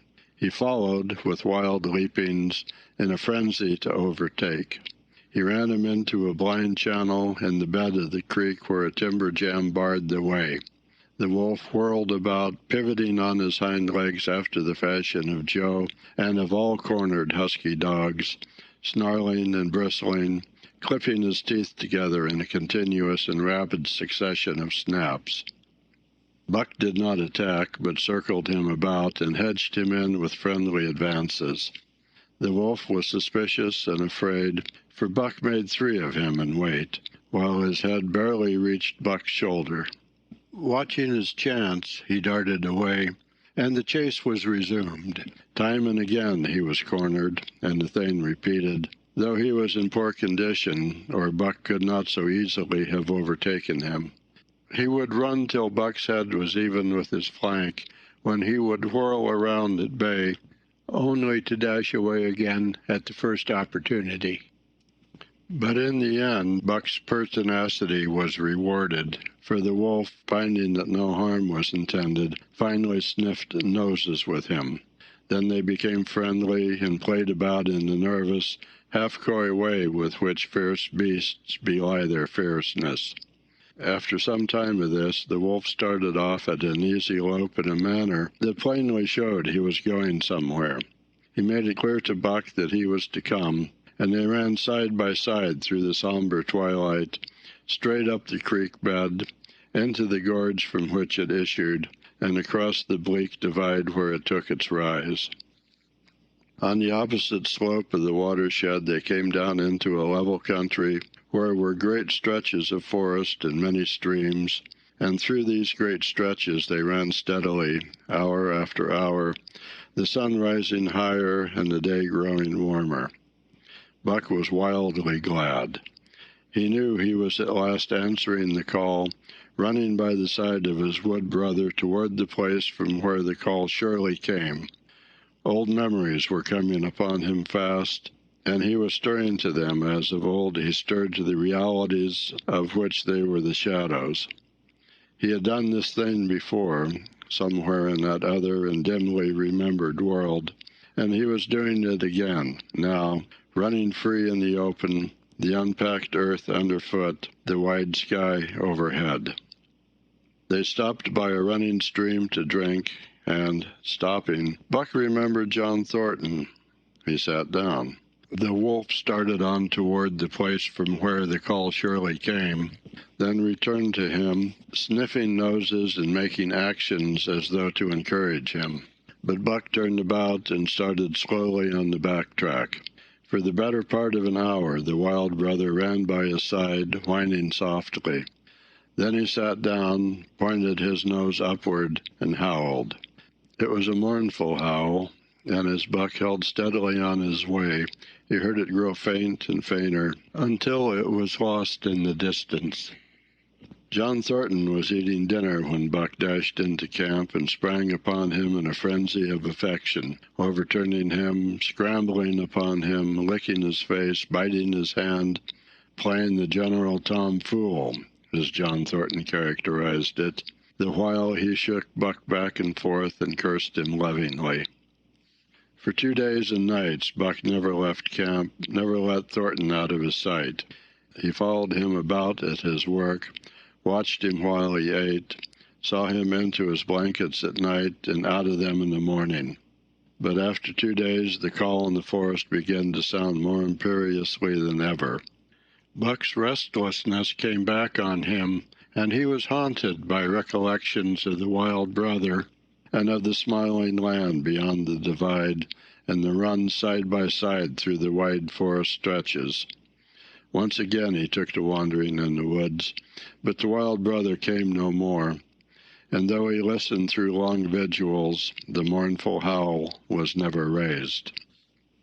He began to sleep out at night, staying away from camp for days at a time, and once he crossed the divide at the head of the creek and went down into the land of timber and streams. There he wandered for a week, seeking vainly for fresh sign of the wild brother, killing his meat as he traveled, and traveling with the long, easy lope that seems never to tire. He fished for salmon in a broad stream that emptied somewhere into the sea, and by this stream he killed a large black bear, blinded by the mosquitoes while likewise fishing, and raging through the forest, helpless and terrible.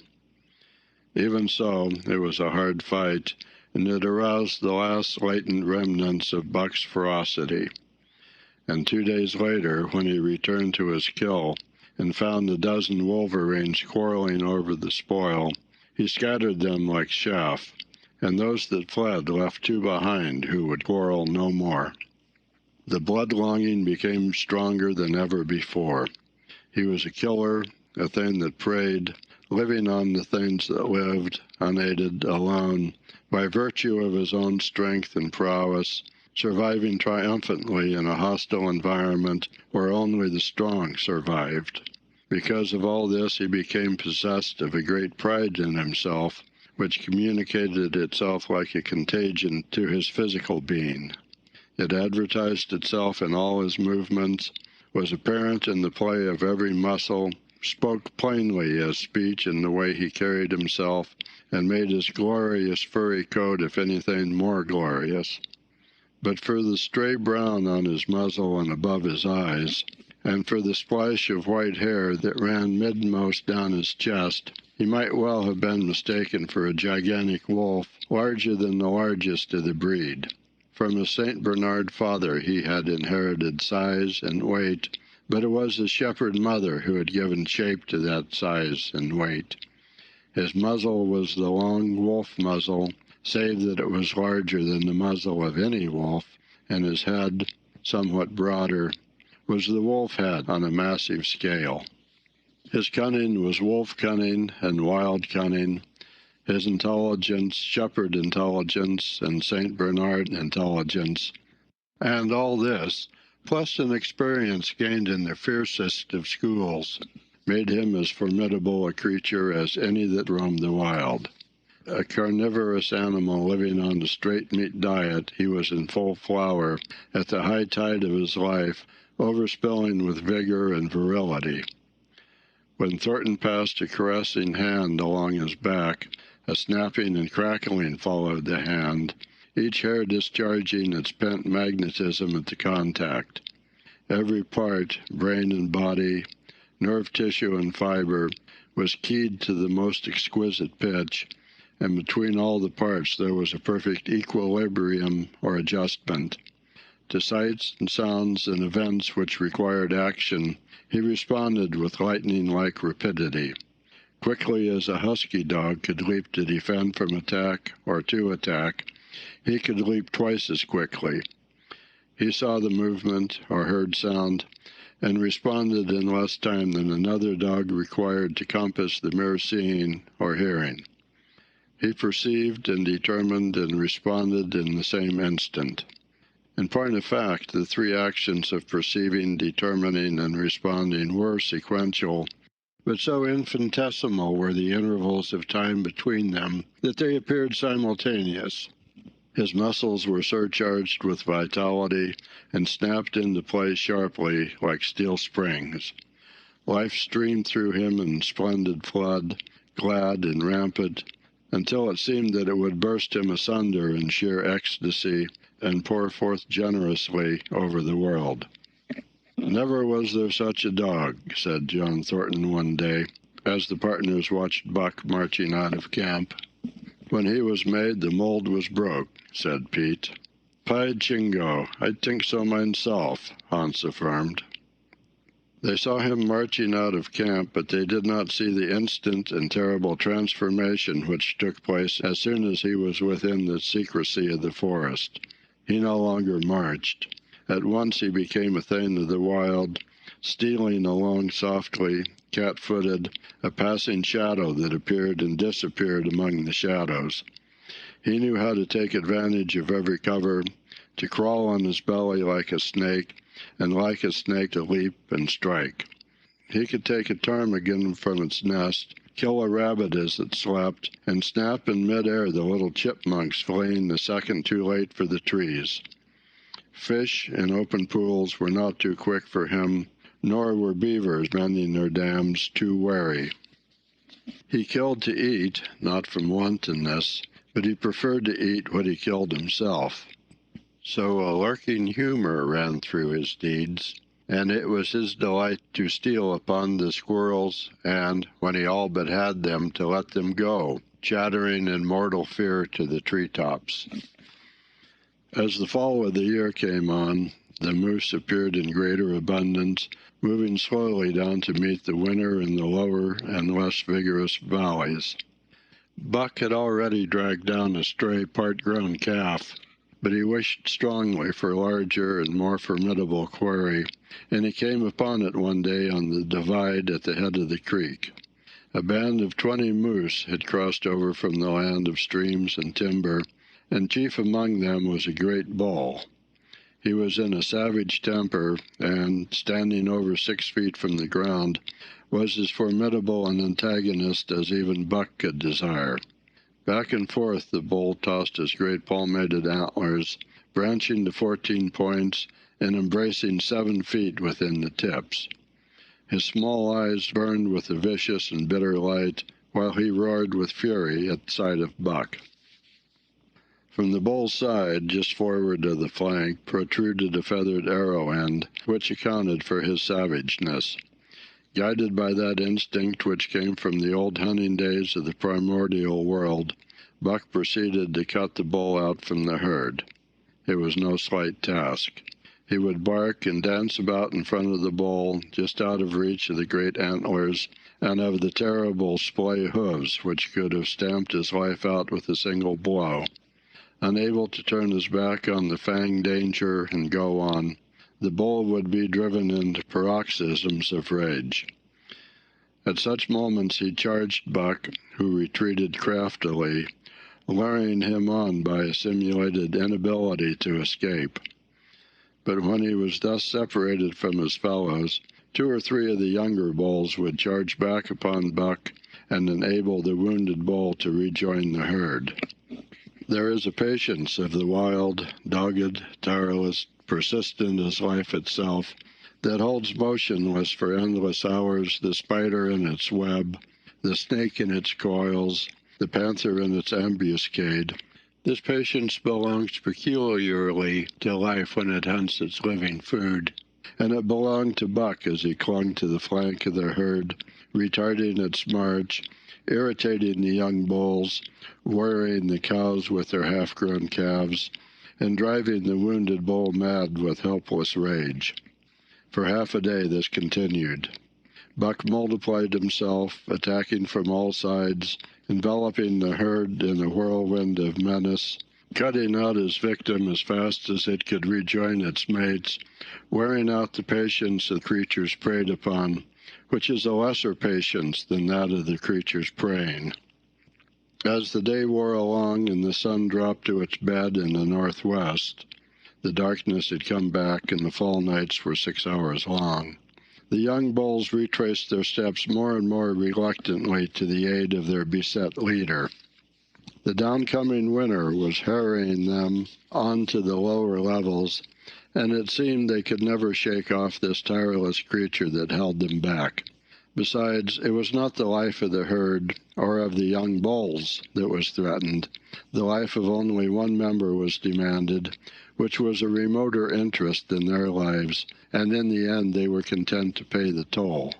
As twilight fell, the old bull stood with lowered head, watching his mates, the cows he had known, the calves he had fathered, the bulls he had mastered, as they shambled on at a rapid pace through the fading light. He could not follow, for before his nose leaped the merciless fanged terror that would not let him go. 300 weight more than half a ton he weighed. He had lived a long, strong life, full of fight and struggle, and at the end he faced death at the teeth of a creature whose head did not reach beyond his great knuckled knees. From then on, night and day, Buck never left his prey, never gave it a moment's rest, never permitted it to browse the leaves of trees or the shoots of young birch and willow. Nor did he give the wounded bull opportunity to slake his burning thirst in the slender, trickling streams they crossed. Often, in desperation, he burst into long stretches of flight. At such times Buck did not attempt to stay him, but loped easily at his heels, satisfied with the way the game was played, lying down when the moose stood still, attacking him fiercely when he strove to eat or drink.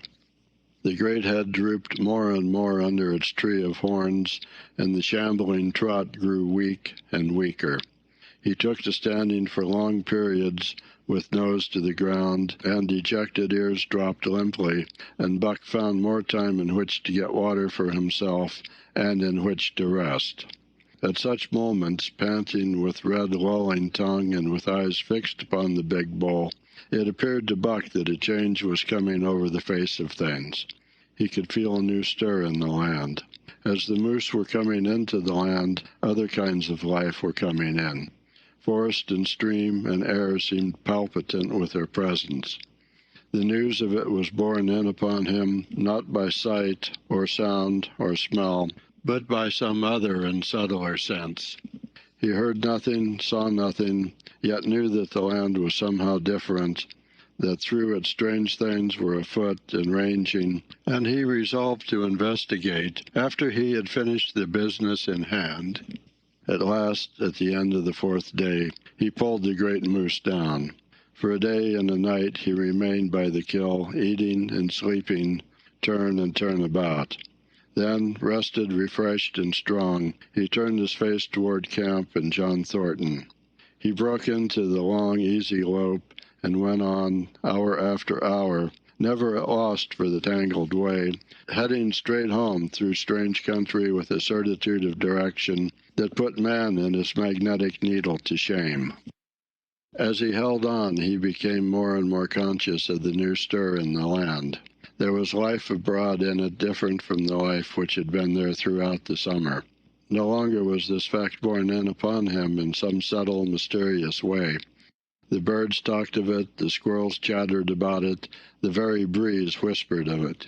Several times he stopped and drew in the fresh morning air in great sniffs, reading a message which made him leap on with greater speed. He was oppressed with a sense of calamity happening, if it were not calamity already happened, and as he crossed the last watershed and dropped down into the valley toward camp, he proceeded with greater caution. 3 miles away he came upon a fresh trail that sent his neck hair rippling and bristling. It led straight toward camp and John Thornton. Buck hurried on, swiftly and stealthily, every nerve straining and tense, alert to the multitudinous details which told the story, all but the end. His nose gave him a varying description of the passage of the life on the heels of which he was traveling. He remarked the pregnant silence of the forest. The bird life had flitted.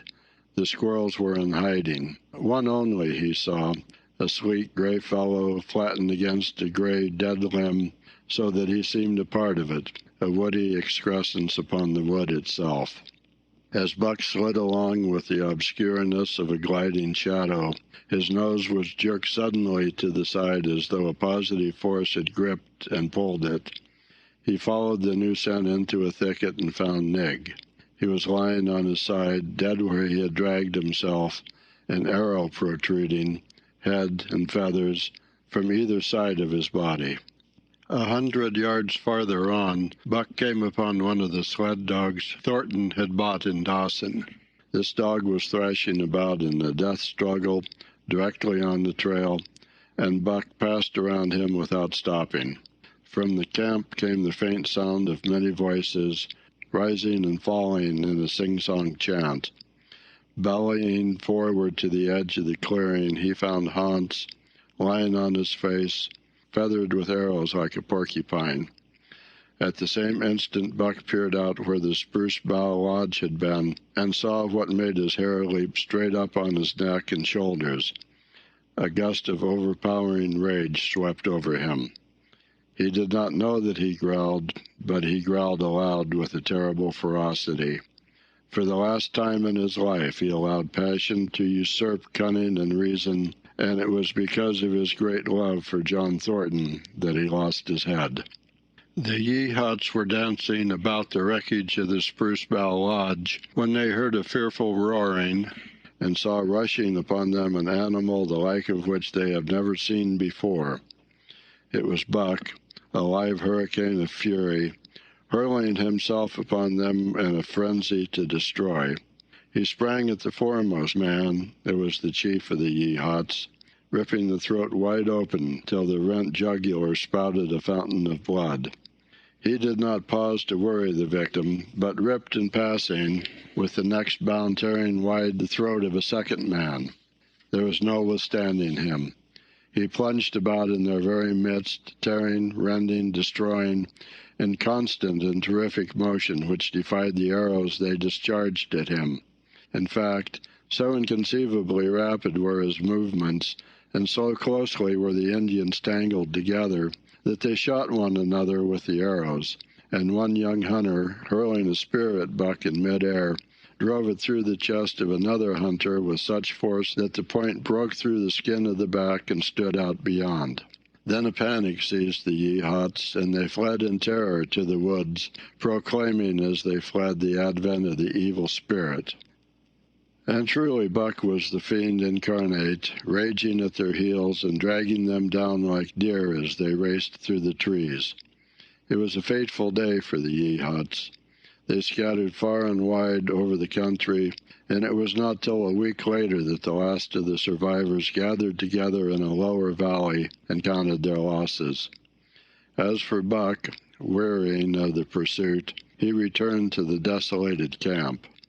He found Pete where he had been killed in his blankets in the first moment of surprise. Thornton's desperate struggle was fresh written on the earth, and Buck scented every detail of it down to the edge of a deep pool. By the edge, head and 4 feet in the water, lay Skeet, faithful to the last. The pool itself, muddy and discolored from the sluice boxes, effectually hid what it contained, and it contained John Thornton, for Buck followed his trace into the water, from which no trace led away.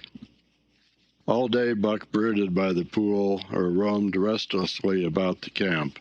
Death, as a cessation of movement, as a passing out and away from the lives of the living, he knew, and he knew John Thornton was dead. It left a great void in him, somewhat akin to hunger, but a void which ached, and which food could not fill.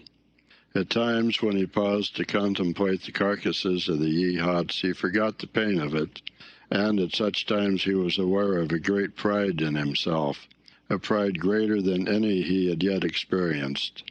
He had killed man, the noblest game of all, and he had killed in the face of the law of club and fang. He sniffed the bodies curiously. They had died so easily. It was harder to kill a husky dog than them. They were no match at all, were it not for their arrows and spears and clubs. Thenceforward he would be unafraid of them except when they bore in their hands their arrows, spears, and clubs. Night came on, and a full moon rose high over the trees into the sky, lighting the land till it lay bathed in ghostly day. And with the coming of the night, brooding and mourning by the pool, Buck became alive to a stirring of the new life in the forest other than that which the Yeehats had made. He stood up, listening and scenting. From far away drifted a faint, sharp yelp, followed by a chorus of similar sharp yelps. As the moments passed, the yelps grew closer and louder. Again Buck knew them as things heard in that other world which persisted in his memory. He walked to the center of the open space and listened. It was the call, the many-noted call, sounding more luringly and compellingly than ever before. And as never before, he was ready to obey. John Thornton was dead. The last tie was broken. Man and the claims of man no longer bound him. Hunting their living meat, as the Yeehats were hunting it, on the flanks of the migrating moose, the wolf pack had at last crossed over from the land of streams and timber and invaded Buck's Valley. Into the clearing where the moonlight streamed, they poured in a silvery flood, and in the center of the clearing stood Buck, motionless as a statue, waiting their coming. They were awed, so still and large he stood, and a moment's pause fell, till the boldest one leaped straight for him. Like a flash Buck struck, breaking the neck. Then he stood, without movement, as before, the stricken wolf rolling in agony behind him. 3 others tried it in sharp succession, and one after the other they drew back, streaming blood from slashed throats or shoulders. This was sufficient to fling the whole pack forward, pell-mell, crowded together, blocked and confused by its eagerness to pull down the prey. Buck's marvelous quickness and agility stood him in good stead. Pivoting on his hind legs and snapping and gnashing, he was everywhere at once, presenting a front which was apparently unbroken, so swiftly did he whirl and guard from side to side. But to prevent them from getting behind him, he was forced back, down past the pool and into the creek bed, till he brought up against a high gravel bank. He worked along to a right angle in the bank which the men had made in the course of mining, and in this angle he came to bay, protected on three sides and with nothing to do but face the front. And so well did he face it that at the end of half an hour the wolves drew back discomfited. The tongues of all were out and lolling, the white fangs showing cruelly white in the moonlight. Some were lying down with heads raised and ears pricked forward. Others stood on their feet, watching him, and still others were lapping water from the pool. One wolf, long and lean and gray, advanced cautiously in a friendly manner, and Buck recognized the wild brother with whom he had run for a night and a day. He was whining softly, and, as Buck whined, they touched noses. Then an old wolf, gaunt and battle-scarred, came forward. Buck writhed his lips into the preliminary of a snarl, but sniffed noses with him, whereupon the old wolf sat down, pointed nose at the moon, and broke out the long wolf howl. The others sat down and howled. And now the call came to Buck in unmistakable accents. He, too, sat down and howled. This over, he came out of his angle, and the pack crowded around him, sniffing in half-friendly, half-savage manner. The leaders lifted the yelp of the pack and sprang away into the woods. The wolves swung in behind, yelping in chorus, and Buck ran with them, side by side with the wild brother, yelping as he ran. And here may well end the story of Buck. The years were not many when the Yeehats noted a change in the breed of timber wolves, for some were seen with splashes of brown on head and muzzle, and with a rift of white centering down the chest. But more remarkable than this, the Yeehats tell of a ghost dog that runs at the head of the pack. They are afraid of this ghost dog, for it has cunning greater than they, stealing from their camps in fierce winters, robbing their traps, slaying their dogs, and defying their bravest hunters. Nay, the tale grows worse. Hunters there are who fail to return to the camp, and hunters there have been whom their tribesmen found with throats sliced cruelly open, and with wolf prints about them in the snow greater than the prints of any wolf. Each fall, when the Yeehats follow the movement of the moose, there is a certain valley which they never enter, and women there are who become sad when the word goes over the fire of how the evil spirit came to select that valley for an abiding place. In the summers there is one visitor, however, to that valley, of which the Yeehats do not know. It is a great, gloriously coated wolf, like, and yet unlike, all other wolves. He crosses alone from the smiling timberland and comes down into an open space among the trees. Here a yellow stream flows from rotted moose-hide sacks and sinks into the ground, with long grasses growing through it, and vegetable mold overrunning it and hiding its yellow from the sun. And here he muses for a time, howling once, long and mournfully, ere he departs. But he is not always alone. When the long winter nights come on and the wolves follow their meat into the lower valleys, he may be seen running at the head of the pack through the pale moonlight or glimmering borealis, leaping gigantic above his fellows, his great throat a bellow as he sings the song of the younger world, which is the song of the pack. End of Chapter 7. End of The Call of the Wild by Jack London. The Call of the Wild was recorded by Tom Crawford at Cool, California, USA, and proof listened by Sheila Mitchell in Nottinghamshire, England, in summer and fall of 2010.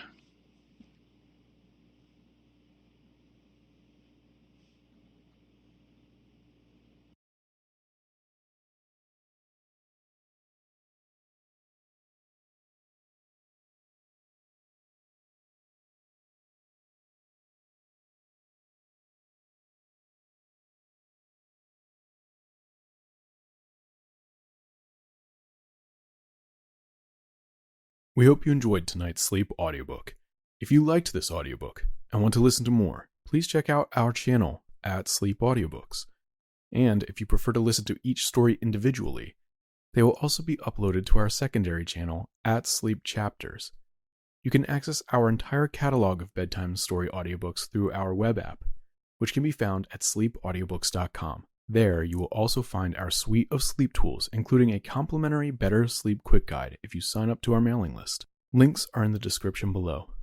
All likes, comments, and especially subscribing help this channel grow so that we can reach more night owls in our quest to help as many people sleep easier so they can live their lives more fully during the day.